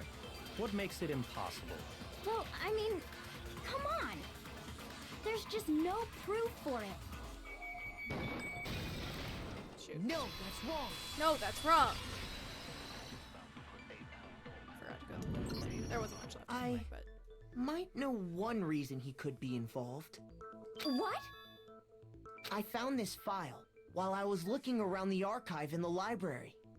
I guess it's some kind of confidential file the police put together about the Genocide Jack case. What? That's kind of weird as shit, isn't it? What was something like that doing in the library? The why of it is probably more trouble than it's worth, so let's forget about that for now. More importantly, it outlines all the specifics of every Genocide Jack case in exceeding detail. According to the file, there appear to be two defining characteristics in every Genocide Jack case. The first is that a bloody message is found written at the scene of every murder. Oh, that's right. the fact that they have the Boob lust. boob lust. The fact that they all have access to the archives doesn't really help the case because anyone could have looked at it. It's actually bloodlust. But more important is the other characteristic, and it's something that has never been made public. Never made public? What the hell is it? Why don't you tell them, Makoto? Yes, give the floor to me, thank you. The other characteristic of every Genocide Jack case, which the world at large doesn't know, was how the victim was positioned. I got it! Apparently, in every Genocide Jack case, the killer suspends the body in a certain way. Other than the killer, the only people who know about this are the... However, Chihiro was most definitely suspended in the same way. So, how did the culprit know about this when only high-level police officials were aware of it? Because there's a only file of it in one the logical library. answer I can think of. Really, Jack? It's because the culprit in this case is the real Genocide Jack. No fucking way! You're saying Genocide Jack is one of us? Yes, in fact, it's Toko. What? Genocide Jack's true identity is Toko Fukawa. You lie! What? Hey, okay, wait, hold on a sec. Toko has like bloodophobia or whatever, remember? What kind of serial killer is afraid of blood? Is Toko Genocide Jack? The answer is yes, and no. Another riddle? Man, why is this gotta be so complicated? Hiro's being put through the ringer. He can't handle this. It does seem like a riddle in a way, but I feel like I can just see it. Genocide Jack is Toko, but isn't Toko... What does that mean? Yes. What?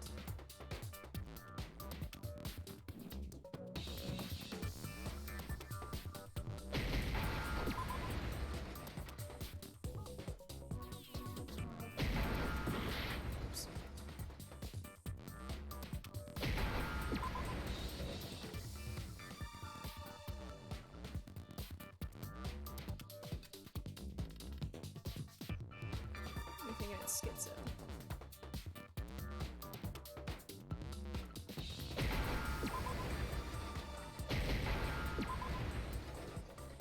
There we go. Now I understand.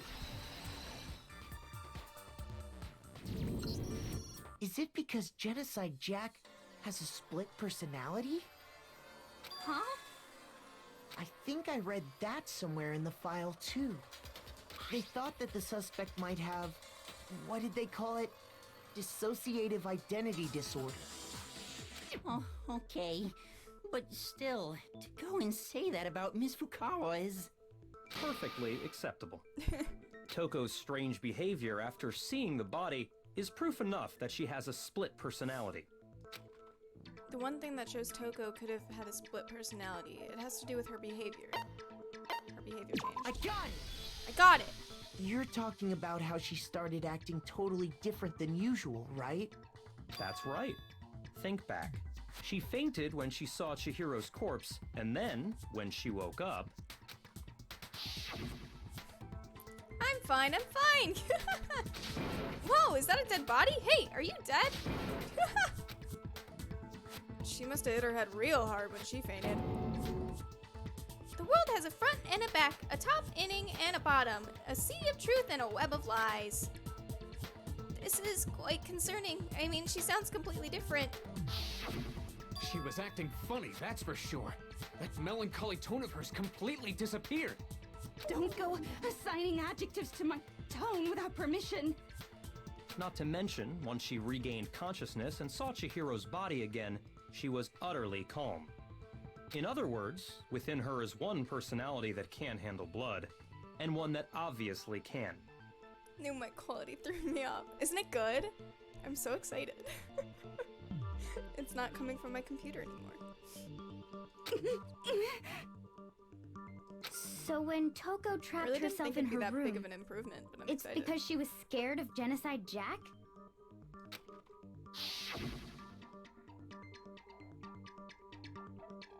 I won't let Genocide Jack have control. I'll drive it out, the killer. I'll drive out the murderous fiend. The reason she locked herself in her room wasn't to keep other people from getting in. It was to keep her other personality from getting out. What? Toko was afraid. Afraid of the murderous fiend inside of her. Of killing even more people. How? Yeah. How can you know all this? I do believe you misunderstood her.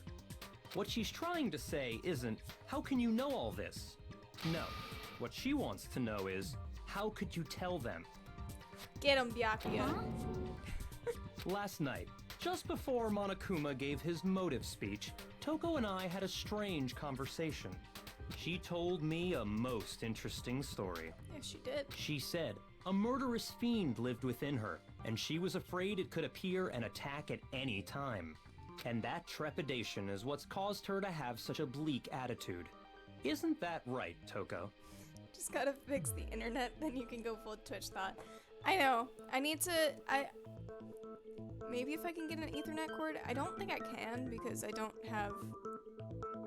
Maybe direct connect it to my booster, possibly. That might be a thing.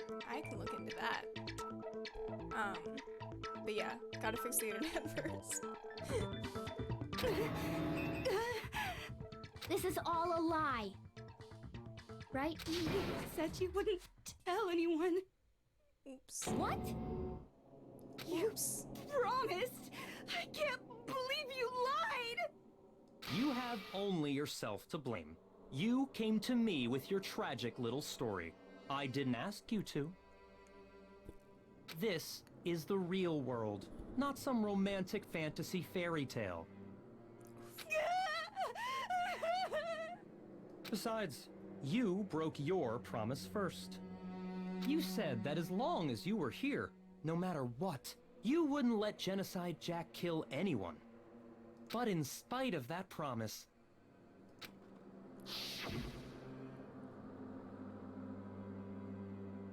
I'm sorry, I couldn't keep our promise. But don't worry, never again. I won't let Genocide Jack have control ever again. You said if I kept my promise, you would go out with me. That's the only reason I promised. Have you showered yet, Toko? how many times do I have to tell you? I never said that. But you weren't able to do it. You just couldn't resist that rush you got from killing, could you? I tried. I swear I tried to control it, But your efforts were useless. What a disappointment. Yikes. Yaku would be a terrifying father. Well, the opening act is nearly finished. All that's left is to hear from the person in question directly. The person? You don't mean... Bring her out, bring her out, bring her out. Let's go! Toko's body suddenly lunged backwards. A huge thud echoed across the courtroom, but in the next second... Yeah.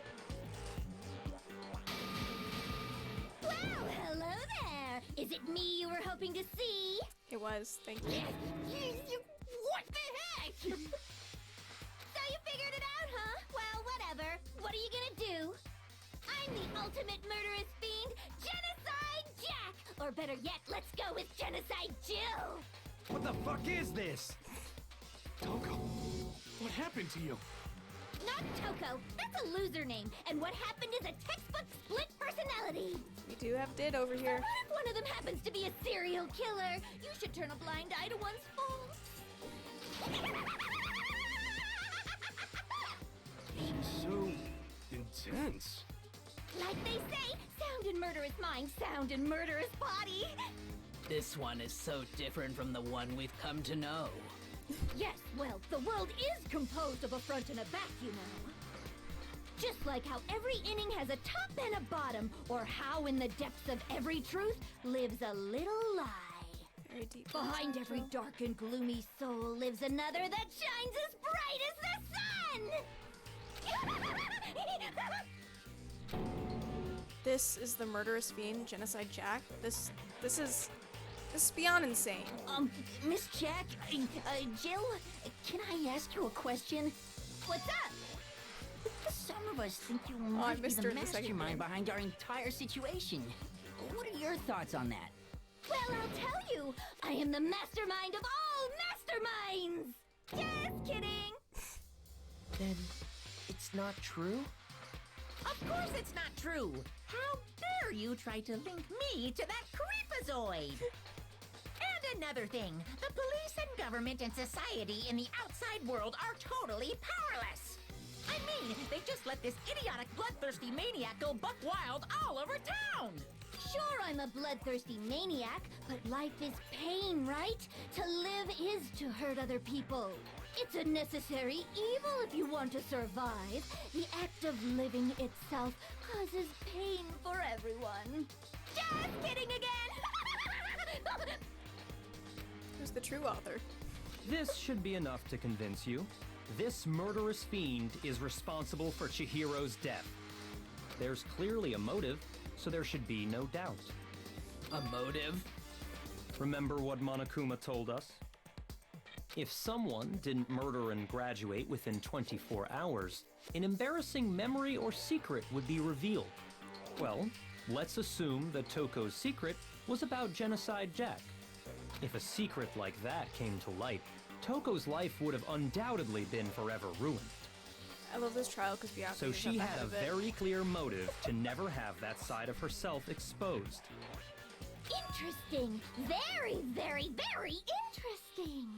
But sorry, as much as I hate to admit it, I'm not the culprit. Huh? But I cannot imagine anyone other than you could murder someone in such a bizarre fashion. Maybe so, but nevertheless, it's the truth. Do you really expect any of us to believe you? Yeah. I could never believe a word you say, you monster. Maybe. Maybe she's totally right about that, but something's still bothering me. What she said, I need to get some more details about all of this. Here we go! Let's go! Make shit difficult for once, come on. Sorry, but I didn't kill anyone. You say that, but do you really expect any of us to believe it? Perhaps if you had an alibi, that would change things. Oh, an alibi, huh? Now we're talking. When you compare your past murders to this incident, the modus operandi matches completely. What more proof do we need? Give it up. You killed her. Alright, Byakuya, chill. Is Genocide Jack really the killer? I feel like something doesn't match up. Sorry, but I didn't kill anyone. You say that, but do you really expect it? Perhaps if you had an... Oh, an alibi. When you compare your past, the modus operandi matches completely. Fuck. What more proof do we need? Give it up. You killed her. Sorry, but I didn't kill anyone. You say that, but Perhaps if you had an... Oh, an alibi. when you compare your... The modus operandi matches. There we go. No, Didn't miss that time. No, that's wrong. Are the methods of murder really exactly the same? I'm not so sure about that. I think there's a slight difference between the Genocide Jack cases and this one. Huh? How's it any different? Uh-oh, you don't know? Well then, human garbage, let me tell you! I murder with passion and conviction. She does. I consider myself a professional, and I have a very particular way of doing things. Imagine you go to a fancy Italian restaurant. They're very picky about the noodles, the sauce, everything. It's an art form. But what happened to Chihiro? It'd be like if that same Italian restaurant started using ragu or Chef Boyardee. This is no creation of mine.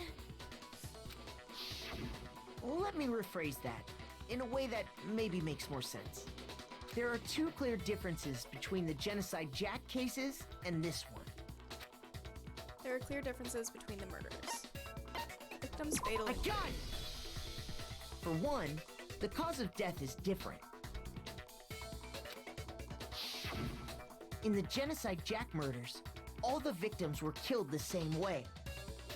According to the case file, they were all apparently Those scissors killed are with pretty cool, though. a pair of scissors. But Chihiro died from a blow to the head, right? Ah, yes. That is remarkably different from the other murders. Wouldn't it be strange for someone who kills the same way without fail to suddenly change their method? And there's more. One more conflicting detail. Neighbors are loud tonight. That's right. In my recipe of murder, if the bloody message is the tortellini, then the arrangement of the body would be the pesto sauce. Alright. Could you please stop comparing killing people to cooking? So, are you saying the other difference has to do with how the body was arranged? You ever just breathe in and your entire chest cracked? Because that just happened. That's right. The second difference is related to how she was suspended. Again! Do you remember what the killer used to suspend her? They used some kind of rope to hang her up by her wrists. What is your point? Well, in all the previous Genocide Jack cases, something else was used to suspend them. Those scissors. Specifically, pairs of razor-sharp scissors. And guess what? I used my own specially designed scissors for the murders and the arrangement. Like I said, I'm a professional, so naturally I'm very picky about the tools I use. And you know what else? Big Mac said there's two differences, but he's wrong. Big Mac. Big Mac? Are you referring to me? Listen up, Big Mac. There's actually one more difference. Kind of surprised they were able to use that in this game. Huh? My word, you really didn't notice? Take a look at who the victims were in each Genocide Jack case. There's a pattern there, just waiting to be discovered. There is. Pattern? Figure that out, and it'll be plain as death why I couldn't have possibly killed that little lolly girl. Let's see. There was a pattern surrounding the Genocide Jack victims, and Chihiro didn't fit it? I think I figured it out. I know why she couldn't have killed Chihiro. Because she was a girl. I got it! Is it Got it. because Chihiro was a girl? Bingo! Bullseye! Right on the money! What are you talking about? In all the Genocide Jack cases, all the victims had something in common. Ken Harada, 32, Tetsuhiro Honda, 17, Shoji Gaku, 23, Kano Isai, 14, and Takashi Yoshida, 30. I'm not even gonna try and butcher those names again. They were all guys? That's right! The people I killed with such passion and conviction are all adorable little men! I can't believe I said it! I'm so embarrassed! The hell is wrong with you? I can't help it! I'm just a full-throttle boy-on-boy fangirl, and the mopey side of me just hates it. But now I'm on the fast track to becoming a full-blood fan madam! Fan madam! So since Chihiro was a girl and not an adorable little man, you wouldn't kill her? Would an Italian chef suddenly start making ramen just because they're both noodles? Don't be stupid. I have too much passion and conviction to cross that line. That's the absolute reality of the one and only. We get it. You've clearly explained your hobby and your philosophy. But that's not all there is to it. It's a different matter entirely, when you're forced to kill in order to survive. Quiet, lowly cur! Lowly? Cur? Oh shit. I would never kill for a reason as petty as mere survival.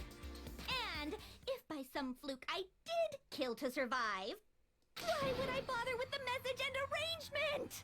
It'd make me the obvious suspect! That does make some amount of sense. It makes all the amounts of sense. Whatever reason I have for killing, I would never leave out my prized scissors. Who would go out of their way to use a big, stupid, heavy dumbbell? Maybe you used the dumbbell because you couldn't find any scissors in the school? Any scissors? I don't just use any scissors. I only use my own set of high-class envy of the entire world scissors! Okay, whatever. There still aren't any in the school. Are you sure about that? Oh, here we go. Yeah! Oh, yes. She's fully equipped! That's right! So I can kill anywhere, anytime! Why would I resort to dumbbells or rope when I have my trusty scissors by my side? Go ahead, tell me I'm wrong! You can't, can you? Gutter dogs, all of you! Not to mention, I have no clue how to tie a good knot. So rope's totally out of the question anyway. I have no idea what's going on anymore. Could such a heinous villain really be innocent? But the body really was suspended, right? And nobody but the police knew about that. Yeah. That's why we figured it had to be the real deal and not some copycat killer or whatever. Actually, hold on. There is one person. One person who could have copied the Genocide Jack cases. Who do we think it is? The only person who could see the file and knew about the file? Here's my answer. Here's my answer. Byakuya, it's possible you could have found out, isn't it?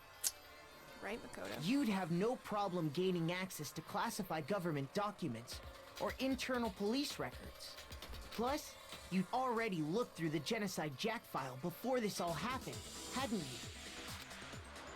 you? Are you saying Mr. Togami did it?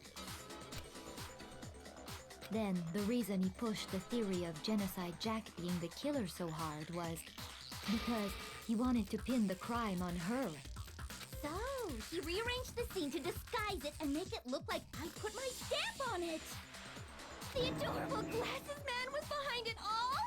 Oh, I'm on fire! Well, Byakuya, what's your response?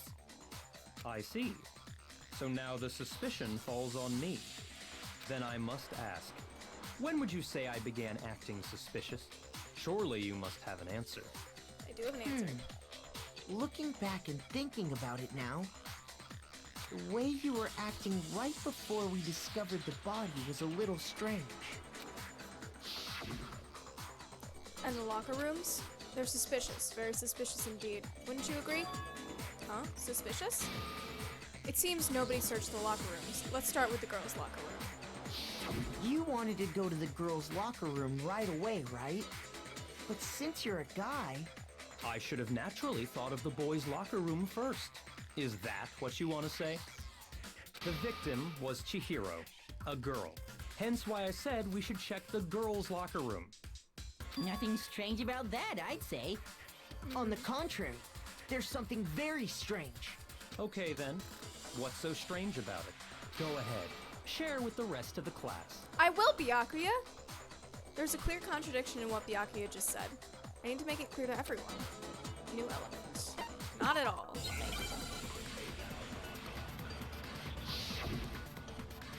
I think at this point there's things that I could select now too.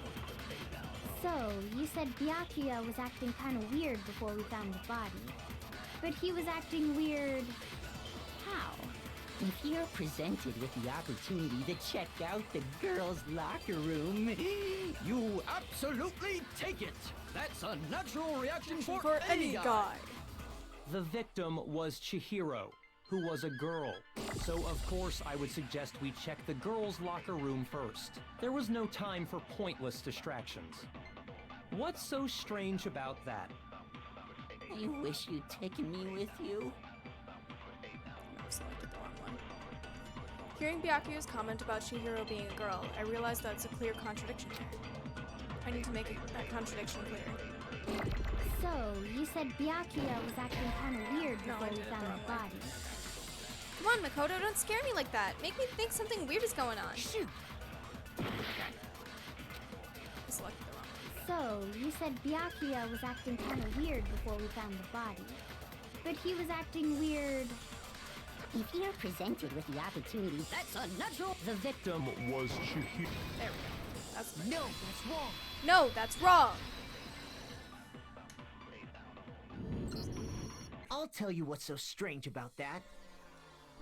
Because up until we actually discovered the body, we couldn't have known who the victim was. So your claim that you went to the girls' locker room first because Chihiro was the victim doesn't hold up. I see. No, sir. That's a good answer, I must admit. Interesting. Very interesting indeed. But your reasoning is still too weak. Huh? What's wrong? Is that it? Surely you've got more than that. Go ahead. Show us. Alright, cocky boy. What's with Byakuya's attitude? It's like he doesn't even care. I've got him cornered, but he's acting like it has nothing to do with it. What's the matter? You're not finished already, are you? There must be more to it. There is. I think. There is more to it. Think about it. We just talked about the differences between this case and past Genocide Jack incidents. The proof you're looking for is hidden in there. Oh? Proof that I'm the culprit, you mean? The differences between this case and other Genocide Jack murders. The evidence that proves Byakuya is responsible is hidden there. What could it be? Let's go.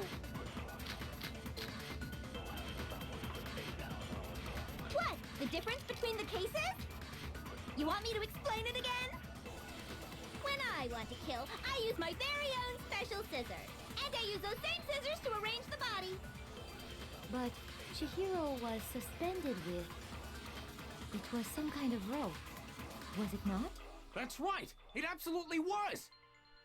Then there must be something very fishy indeed about that rope. Hey, Byakuya, where'd you get it from, huh?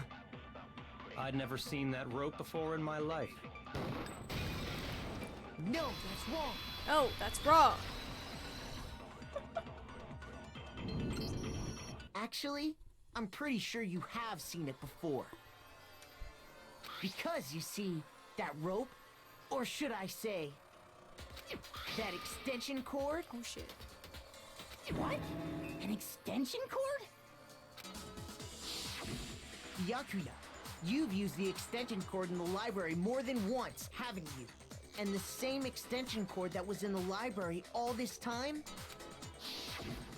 went missing after the murder. And there's no way someone who uses that extension cord as much as you do wouldn't discover that fact. I will say though, like, you plug in an extension cord and then you just leave it. It's not like he like messes with it all the time. And Byakuya must be the one who took the extension cord. I can't imagine any other possibility. That's really what you think? Then your conclusion is something like this? I killed Chihiro in the girls' locker room, then hung her up and wrote that bloody message. I intentionally made it look like Genocide Jack was behind it. Is that about right? He's doing it again. He's totally calm, totally unconcerned. As if he's not even involved. Wait, not even involved. What's wrong? I asked you if you think that's what happened. Hell yes, that's what happened. So that's it, right? Byakuya's the killer. I don't disagree with not disagreeing. He kept calling this a game, right? So he'd be totally willing to do something like this to win. Sorry, but could we hold on just a second? I think we need to talk about this a little more. Huh? Do we really need to? We've already decided who did it. I know, but still, there's something that's still bothering me. Is that right? And what, pray tell, is still bothering you? I killed her in the girls' locker room, then disguised my crime. Specifically, I dressed it up to make it look like it was the work of a homicidal psychopath. What about all that bothers you? Wait. What was that just now? Something's not right. Byakuya's remarks just now, there's something in them that concerns me. I got it! The scene of the crime. You say you killed Go, Chihiro baby. in the girls' locker room, right? But are you sure about that? Isn't it possible that the murder took place somewhere else? How disappointing. What kind of question is that? Even in the world of disappointments, this is a true letdown. She was found dead in the girls' locker room. There is absolutely no question about that. How could the scene of the crime have been anywhere else? Well, his fucking I tone. think it's entirely possible that she was killed somewhere else, then carried there later, along with the rest of the murder scene. The rest of the murder scene? That was awfully specific. Please tell me you have a reason for saying all of that. I believe I do. Someone's mad. Hey, Byakuya, did I just take you off guard? When the story suddenly moved to the crime scene, Byakuya, who'd been so confident up till now, maybe Byakuya never even realized that the actual scene of the crime could have been somewhere else. Hey, don't just move on without permission! What do you mean she was killed somewhere else? Come on, Makoto. If there's any chance the murder took place somewhere else, let's see the proof. Alright, evidence that shows the murder took place somewhere else. I need to just focus on the things that got switched. The posters. I got it! I got it! The proof that she was killed somewhere else is the poster that's hanging in each locker room. Your proof is some posters? The poster in the girls' locker room was a picture of a big-boobed supermodel. But don't you think that's kind of strange? A big boobed supermodel. Why would the girls' locker room have a poster like that? I bet those massive jugs of hers were totally fake!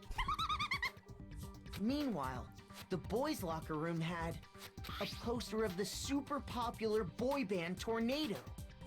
Again, that doesn't really seem to belong in a boys' locker room. We're breaking gender norms in Dangan Ronpa. So you're Come on. saying that maybe the posters were switched? And there's one other thing I noticed about the locker rooms. You know what I'm talking about, right, Sakura? You're referring to my protein coffee, aren't you? Protein coffee? It sounds really gross. While I was in the girls' locker room earlier, I spilled some protein coffee on the carpet. But I noticed that after the murder, the stain had been totally scrubbed away. No, it's not that the stain was scrubbed away. It was moved. Boys' locker room carpet. I got it! I got it! The stain on the girls' locker room carpet wasn't scrubbed away. In fact, I found it on the boys' locker room carpet. That's definitely the stain from my protein coffee. Then, does that mean that the carpets were switched too? But why would anyone do that? To move the murder scene from one locker room to the other. It's certainly plausible, don't you think? What? In other words, in order to completely swap the scene of the crime, the bloodstained poster and carpet were moved along with the dead body. By doing this, the killer was able to change the entire room where the murder took place. I can certainly follow your reasoning, but why would the culprit bother doing that? Huh? Why would they go to all that trouble of switching the scene of the crime? Actually, an even bigger question. If the murder did take place in the boys' locker room, then how did Chihiro get in the boys' locker room in the first place? To get into the locker rooms, you have to swipe your e-handbook across the card reader device. But Chihiro's handbook should have only allowed her access to the girls' locker room. She had no way to get into the boys' locker room to begin with. No, she did have a way, and I can tell you what it was. Alright, Hiro. I highly doubt that. Shut up! I'm telling you, I know how she could have done it. Is he right? Could Chihiro really have gotten into the boys' locker room somehow?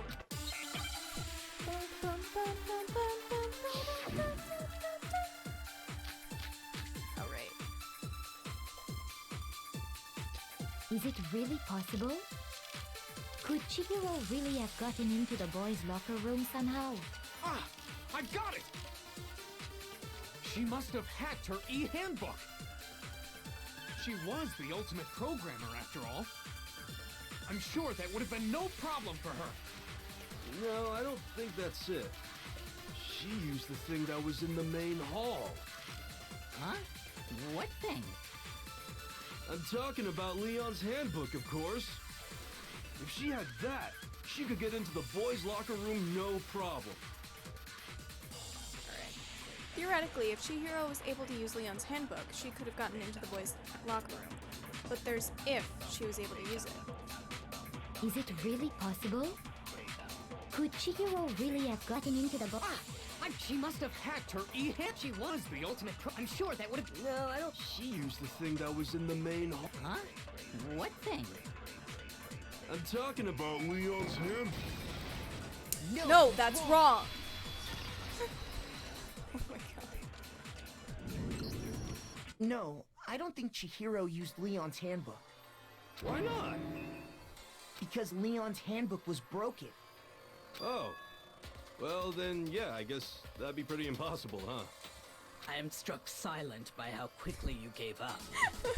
Plus, isn't there a regulation against using someone else's handbook? Actually, the rule states that loaning your handbook is prohibited. You could It steal. says nothing about borrowing one. Borrow.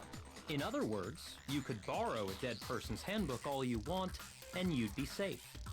Yup, yup, yup! Hit the nail square on the noggin! Of course, if it were broken, that wouldn't make any sense anyway. So then, she must have hacked hers, like I said. She used her ultimate programmer skills and... You can't fix an e-handbook. The instant you open one up, a security buzzer starts blaring. So, if she didn't use Leon's handbook, and she didn't modify her own handbook... Maybe Mr. Naegi's initial assumption is just wrong?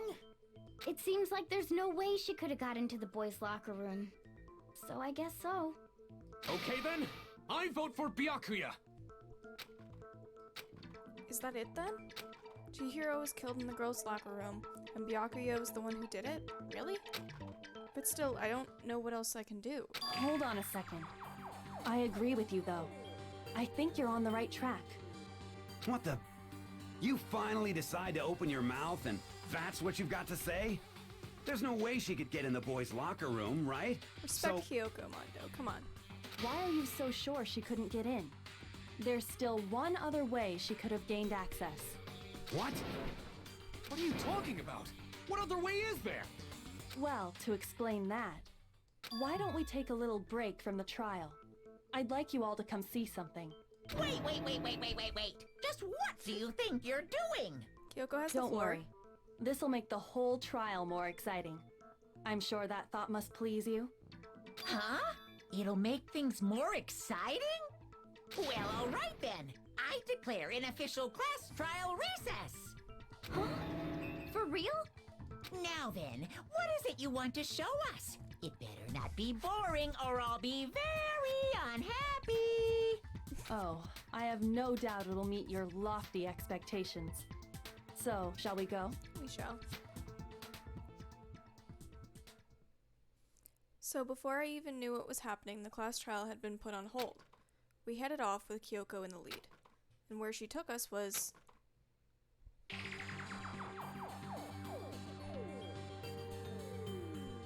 The girls' locker room? We've already searched this place top to bottom! What are you trying to pull, Missy? I'd like you to examine the victim's body one more time. You want to check it again? Be sure to examine the entire body very carefully. Take your time. Examine her carefully? Like using our hands? Don't be creepy. No way! It's probably best if I don't run my hands all over a girl's dead body. It's not that I'm creeped out or anything, it's just... based on religious grounds, you know? Yeah. Very well. I'll do it. But you're a girl. You shouldn't have to touch a dead body. Just let one of the boys do it. No, it's okay. I think Chihiro would rather have a girl examine her. So just leave this to me. Sakura. What is this? Some kind of secret girl-on-girl action? Is that what you two are about? That's not it at all. Stop screwing around. Okay, here I go. I'm sorry, Chihiro. Please excuse the intrusion. Putting her hands together in brief prayer, Sakura then began to quietly examine the body. Be sure to check her entire body, and I believe we will solve this particular mystery. Her entire body? I know you say that, but... What? This is... What is this... What is it? The best revelation. Not possible. It's not possible. Sakura's eyes were staring widely at Chihiro's lifeless form. Her massive frame trembled. This girl is what? Is a boy. Yes! Ah, I see. So she was actually a he. Interesting. Thank you for confirming this fact. What? You're joking, right? I wouldn't joke about this. Then it's really true? Chihiro was... I love how Sakura is buff, but also one of the most sensitive characters. Sakura is one of my favorite characters. Like, she is the best, and like, as the game goes on, you'll love her even more. Like, I love her so much. I love her so much. Chihiro was a guy. Oh, what? You guys didn't know? Heck, I knew that right off the bat. Chihiro Fujisaki was totally a guy. Then he was a cross-dresser? Oh, now I'm really on fire! I wish I had killed him! So that's what Kyoko wanted to show everyone, huh? Interesting. Yes, that certainly does make things much more it's definitely exciting. like a shocker. Now let's ride this wave of excitement back to the courtroom and get back to the trial. Ahem. I do apologize for keeping you waiting. Now then, let's resume the class trial. We've all just learned of the shocking revelation that Chihiro was actually a boy. Let's pick up from there. Yes, well, I don't know his reason for hiding it, but the fact is, Chihiro was not a girl, but a boy. To think that Chihiro was actually a guy. Thought it never even crossed my mind. And because the victim was male, he would have had no problem gaining access to the boys' locker room. Assuming his handbook did, in fact, list his gender as male, then yes, that would be true. Of course his handbook said he was a boy. He dressed like a girl, but he was a boy through and through. So then, there should be no issue with Makoto's initial assertion.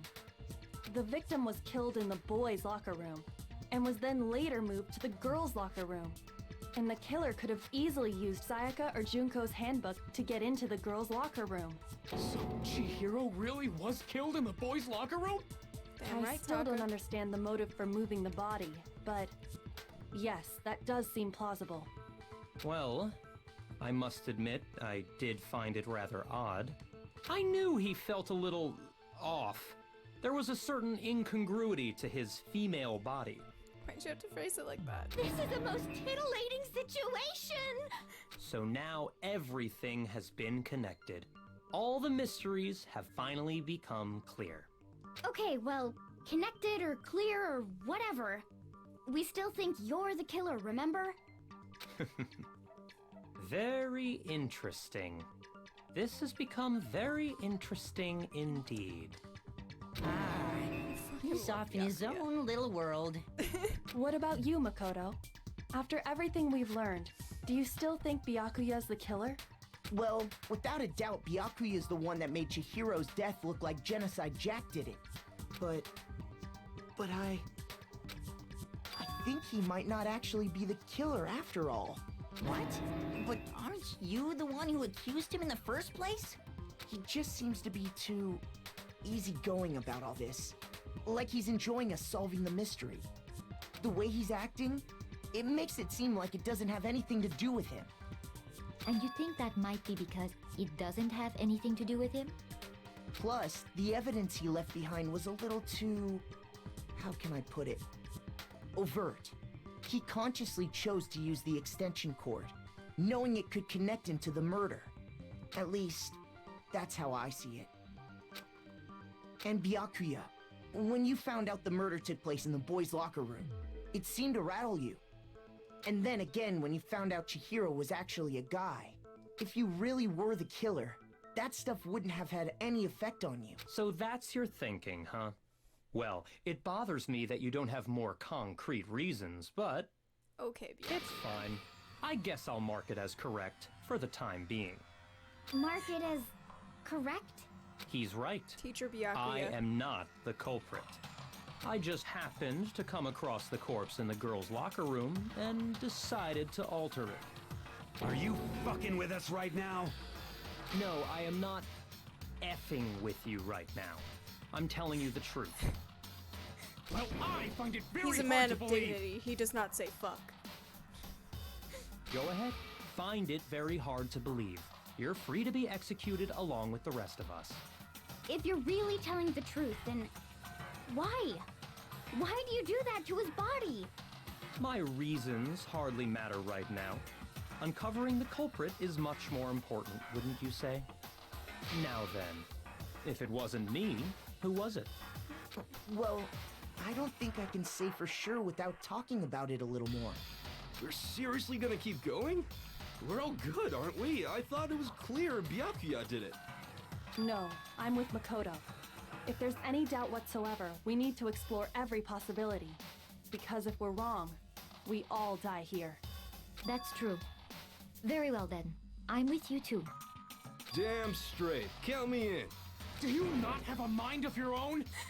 Fucking hero. Of course I do. What am I, an ant or something? Anyway, let's discuss this all as a group one more time. We still have time to make our decision. Classy boy thinks he's better than everyone, won't say fuck. I can't even remember if he ever swears in this game. I always thought he did. But I guess not. Yeah, he's fancy boy. He's gotta be on a better moral level than everyone, despite the fact that he thinks this killing game is a game. But it's fine. That's very true. Our lives are all on the line. Excellent. Then shall we resume our game of hide and seek? But if Byakuya didn't do it, then who's the real killer? Who murdered Chihiro? There's one thing that we can be sure that we know about the killer. The killer is a guy. I got it! Since this crime scene was in the boys' locker room, you would need the boys' handbook to get in. Since Leon's handbook is apparently broken, the killer would have had to use their own. In other words, it had to have been a guide. But that's still not enough. I need to find some more clues.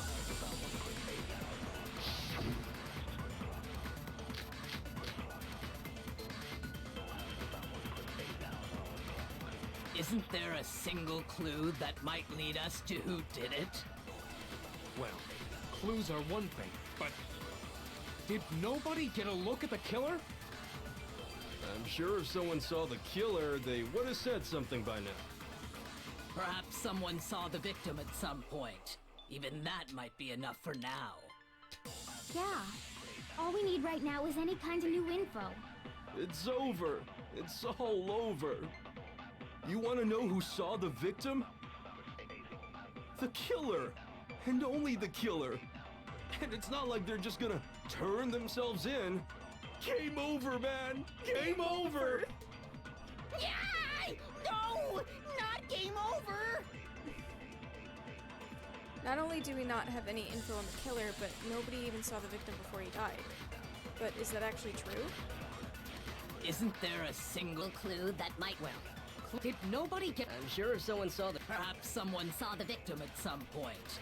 Even that might... Yeah. All we need right now is any kind of new info. It's over. It's all over. You want to know who saw the victim? The killer. No, that's wrong. No, that's wrong. I believe someone else did see the victim before he was murdered. What do you think, Celeste? Now that you mention it, yes, I did see him. Huh? Really? Oh, but I suppose only Makoto knows about Makoto.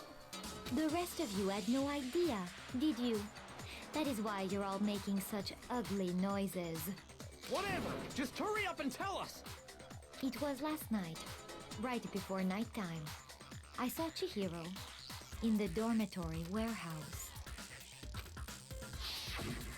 I saw him stuffing a track jacket into a duffel bag. And then, I assume, he headed off to exercise. A track jacket and a duffel bag? But we didn't find anything like that at the murder scene.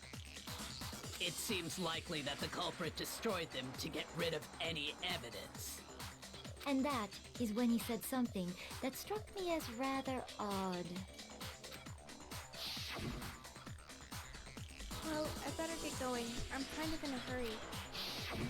Chihiro told me he was in a hurry. But why would he be in a hurry? Only if someone were waiting for him, I should think. So, Mr. Fujisaki was on his way to meet with someone, and then they were going to work out together? But Hina and I had invited him to exercise with us plenty of times, and he always declined. Probably because he was afraid you'd find out the secret he was hiding, right? Which means that conversely, He must have trusted whoever he was meeting with very much. Enough so that he was willing to risk his secret being revealed. What a marvelous friendship! Indeed. The point is, whoever he met up with is the culprit, right? So we just gotta figure out who it was. But knowing what we know, I can't even guess. No. You already have what you need to make the connection. Huh? You know who the killer is.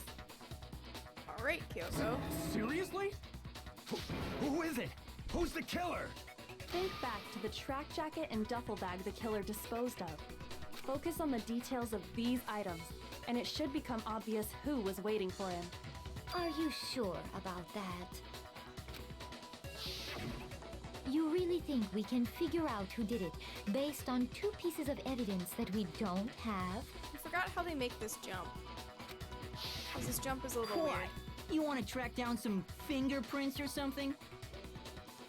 Even if we had the equipment for that, we wouldn't know how to use it. As was noted, the evidence is already gone. There's nothing to get fingerprints from. Maybe, but we can make certain inferences if we just take the time to talk it out. Easy for you to say. But fine. Celeste, did you notice anything special about the bag or jacket? The bag was just a normal duffel bag from the warehouse. All the bags in there are the same, so I can't imagine what would make that one special. Well, if I remember right, there was a decent variety of tracksuits to choose from. Do you think there might be some connection between the culprit and Chihiro's jacket? Perhaps. Let's explore that and talk a bit more about the jacket he took. Does Chihiro's track jacket really hold some clue about the killer? Somehow, it's really hard to believe.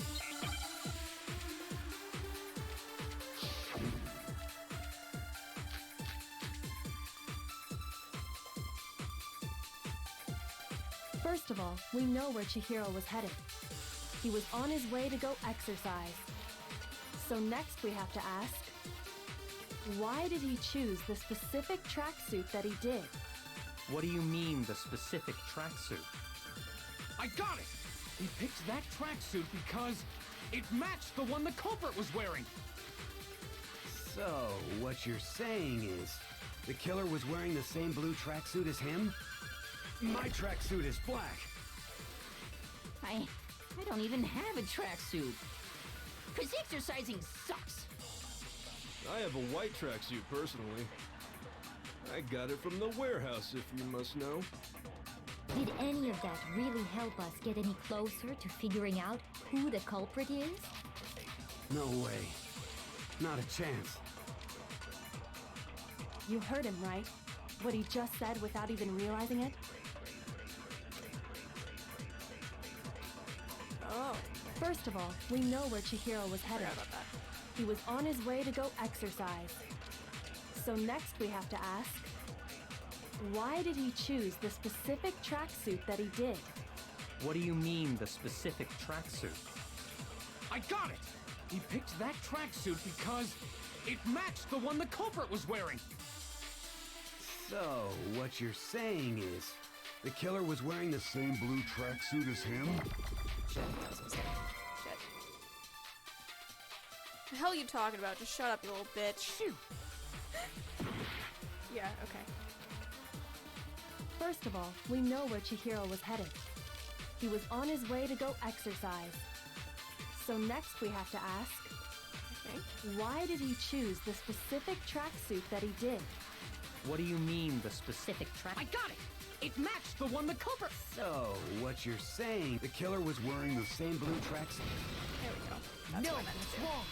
No, that's wrong. Hold on a second, Mondo. What did you just say? Huh? What'd I say? When Celeste testified a few minutes ago, she said... I saw him stuffing a trash jacket into a duffel bag, and then, I assume, he headed off to exercise. She never said anything about the jacket's color. So why did you say Chihiro's blue tracksuit? What are you... You just... Saucy. Hey, Celeste. What color was Chihiro's tracksuit? As a matter of fact, it was blue. And before we began the trial, did you tell anyone that?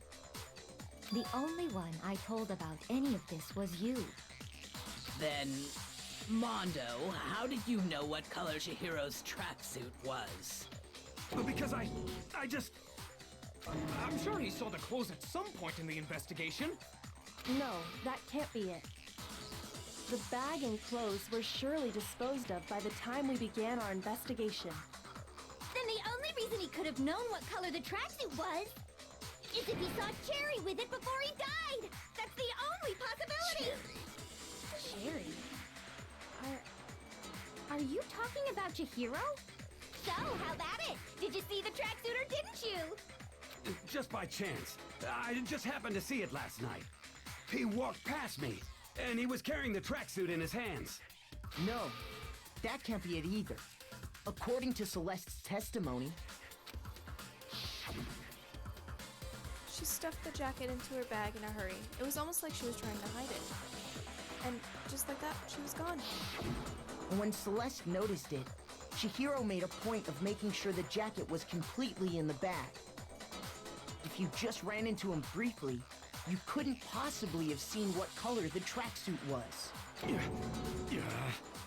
It would appear you've dug your own grave. Perhaps. But you handed him the shovel, didn't you? That's why you said what you did. Focus on the tracksuit and it'll be obvious who he met with? What a bunch of nonsense. Ah, now I understand. It was all one big bluff, wasn't it? Your true intention was to draw a slip of the tongue from the culprit. That's why you said you knew who did it, to put them on edge. That's right. However, Mondo was my target all along. I had my suspicions about him from the very beginning. Hell yeah. But why? What made you so suspicious? That's a good question. The way he talks. Because I hate him. We don't hate Mondo, we love Mondo. There was a certain turning point that tipped me off. Maybe you didn't notice it, Mondo, but you tend to refer to men and women differently. You only call guys dude. For girls, it's chick. And after he was killed, you happened to refer to him as dude. Once I picked up on that, it occurred to me that Mondo knew something we didn't. You noticed such a tiny detail? Of course you did. Are you a witch? She's a witch! You're positively frightful! No, I'm not the frightful one. Not nearly as frightful as someone capable of murdering a friend. Mondo, was it really you? Did you really kill Chihiro? I didn't kill anyone! You've been all over me, judging everything I say, putting words in my mouth. What gives you the right to treat me like a goddamn criminal? Yeah! Besides the you fact would never that do he something is a like criminal, that. like, This is a actually. false accusation! It's true. My reasoning on that is pretty shaky. That was fast. Well, this does present us with a problem. It seems we are all out of leads. My time has nearly come. That's what my little ghost friend is telling me. Oh yeah, that reminds me. Hifumi, weren't you telling me you'd found some evidence? Really? What kind of evidence? Actually, you know, now that I'm thinking about it here calmly, it might not be all that relevant. Jeez, did your confidence just get up and walk away? It's fine, man. Just tell us. If you really insist, then... here it is. What do you have there? This little It motherfucker's gonna happens keep to us. be an Keep that from us. e-handbook. Come on. I found it laying on the ground, so I scooped it up. You found it on the ground, right? Then it must belong to Chihiro. I got it! We know Chihiro's handbook was missing from the scene of the crime, right? Right. For a fact. For a fact indeed. I was totally sure I'd found it. Then it must hold some clue about the culprit, right? Well, that's what I was hoping. But it's busted. It won't even turn on. I imagine the culprit broke it to get rid of any evidence after the murder. That's odd. I didn't think the handbooks were quite so fragile. You're right. They're not. They're totally waterproof and shock resistant. It would take an awful lot to break one. And yet, this one does appear to be broken, as is Leon's, sitting useless in the main hall. For all your confidence, that is a remarkably high failure rate. Do you think there might be some kind of mystery in there somewhere? How, precisely, did the handbooks get broken? How did the handbook break? There's only one possible explanation. By exploiting a bug. Nope, that wasn't it. Oh, I guess I should delete the possibility of a bug then. Whoops. Okay, click the wrong one. Hitting the weak point. There we go.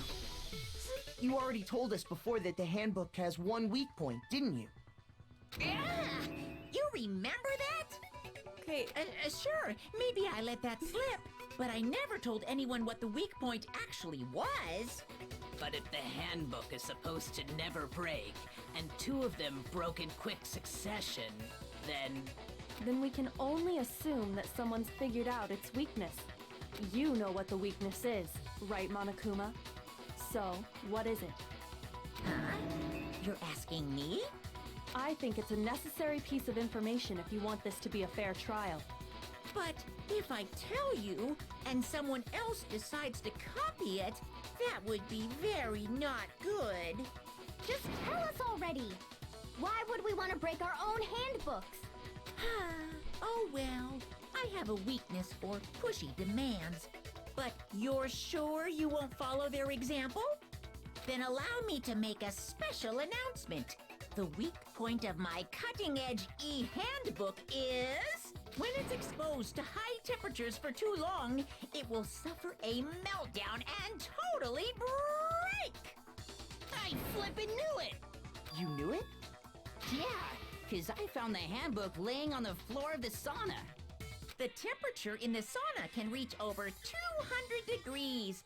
Strange how you don't get burnt, huh? It's because as your sweat evaporates, it creates a cooling layer of air around your skin. Appreciate the science lesson. If the hot air of the sauna were somehow pushed directly onto your skin, you'd definitely get fried. That layer of air would get blown away. That's why you may feel a burning when you move around. So when you're in a sauna, make sure to keep nice and still. Thank you, Mom. Wow, interesting. I learned one new fact today. That is a mere trifling speck of knowledge. Anyway, if you found the victim's handbook in the sauna, then the killer must have been purposely trying to raise its temperature in order to break it. meaning the culprit somehow knew its weakness. But how'd they find out? Monokuma said he didn't tell anyone, right? Indeed. Quite the mystery. What if they found out by accident? What do you mean by accident? What if the killer took their own handbook into the sauna, not knowing its weakness, and it broke? They'd realize it was broken, of course, and it wouldn't be hard to figure out why. And once they had Chihiro's handbook, they knew they had an easy way to dispose of it. I won't say it's not possible, but who would have done something like that? I don't know of anyone who took their handbook into the sauna. I might know someone who did. Whoa! Seriously? I think the one who may have taken their handbook into the sauna was... Oh no. Who might have brought their handbook into the sauna? Really, it could have been only one person. Not Taka. Who was with Taka? Mondo! Here's my answer. Mondo, your handbook got broken in the sauna, didn't it? What? Why? Why do you keep accusing him? Mondo and Taka had an endurance contest in the sauna not too long ago, remember? And for the contest, Mondo just so happened to keep his school uniform on. But little did he realize, he'd also left his handbook in one of his uniform pockets. And when it was all over, Mondo discovered that taking your handbook into the sauna could easily destroy it. No, wait, hold on! You've got it all wrong! He would never kill! I don't accept this! Show me the proof! The actual solid proof! This part breaks me. It makes me so sad. I mean, I don't want to believe it either, but I found something that proves it beyond a shadow of doubt.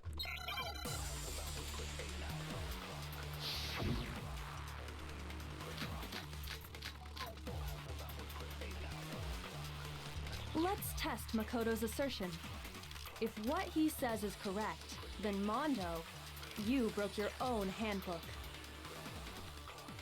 In other words, if Mondo's handbook is actually broken, then that proves that what Makoto said is right.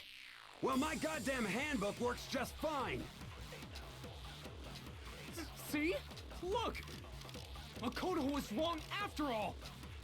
Mondo wouldn't hurt a fly!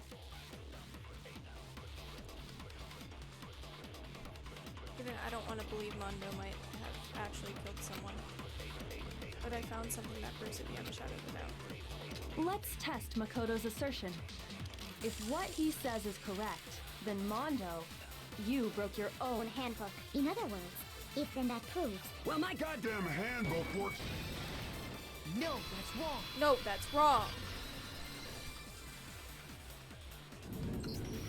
Mondo, the handbook you have right now, is it really yours?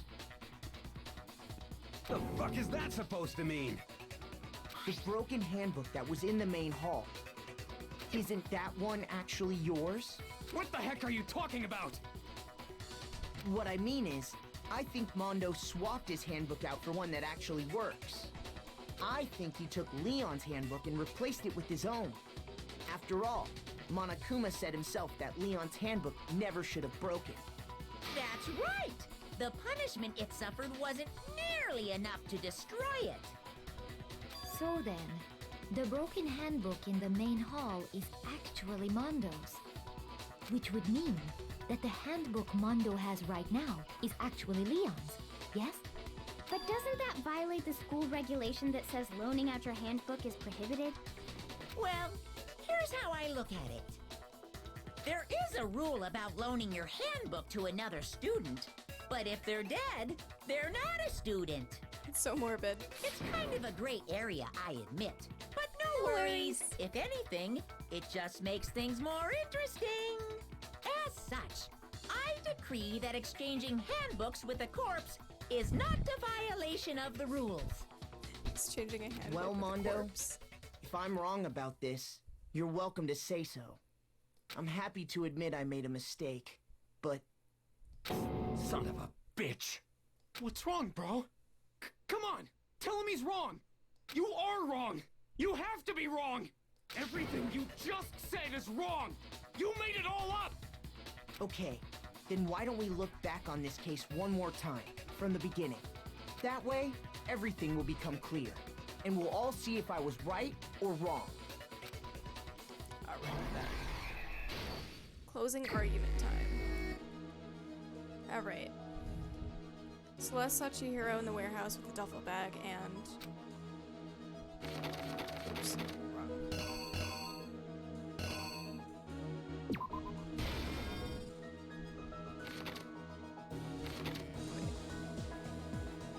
Yeah. There's something everyone has that you need to get into the locker rooms.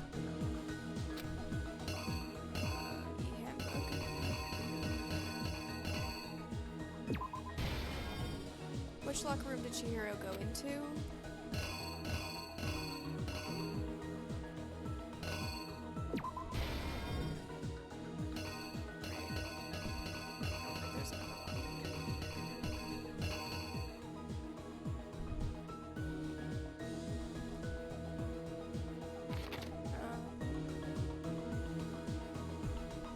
The weapon the killer used was dumbbell.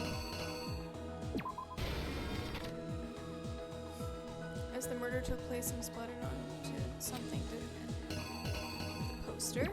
No.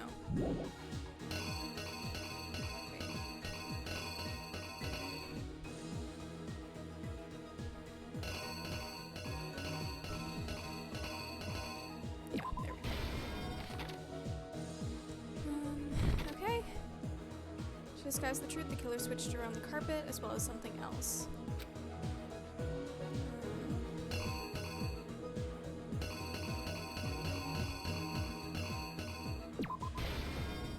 Which locker room did the killer move to? The girls' locker room.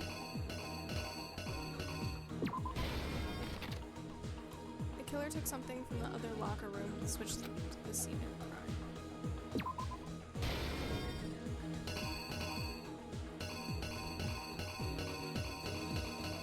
Yeah. Alright. What was it that Byakuya brought into the murder scene?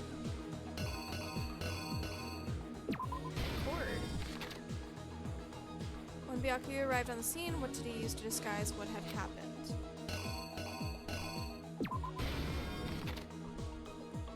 Where did the killer go after they were done?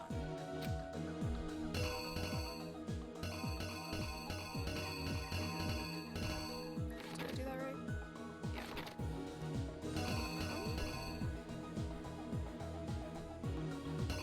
What? Got thrown in the sauna room. What happened to it? Oops. Oops. Accidentally opened my mail. There we go. That's what I was looking for. That's the right one. Oh, gotta sneeze. The Okay, I think killer it's good. is you! First, let's take a look back to before the incident.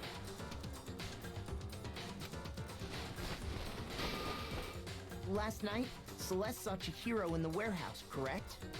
At the time, she was apparently stuffing something into a duffel bag.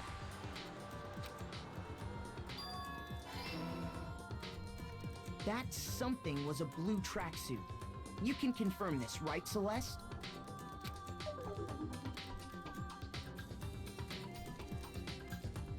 With bag in hand, Chihiro headed out, even though it was officially nighttime. She made her way to the locker room, specifically the boys' locker room.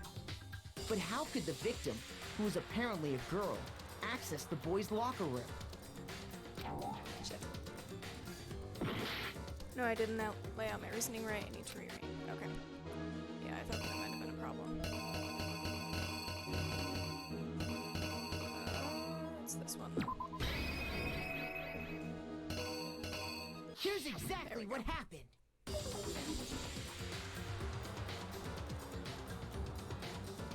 With bag in hand, Chihiro headed out, even though it was officially nighttime. She made her way to the locker room, specifically the boys' locker room. But how could the victim, who was apparently a girl, access the boys' locker room? There we go. Simple, because she was really a he. Which is why he was able to use his own e-handbook to gain entrance to the boys' locker room.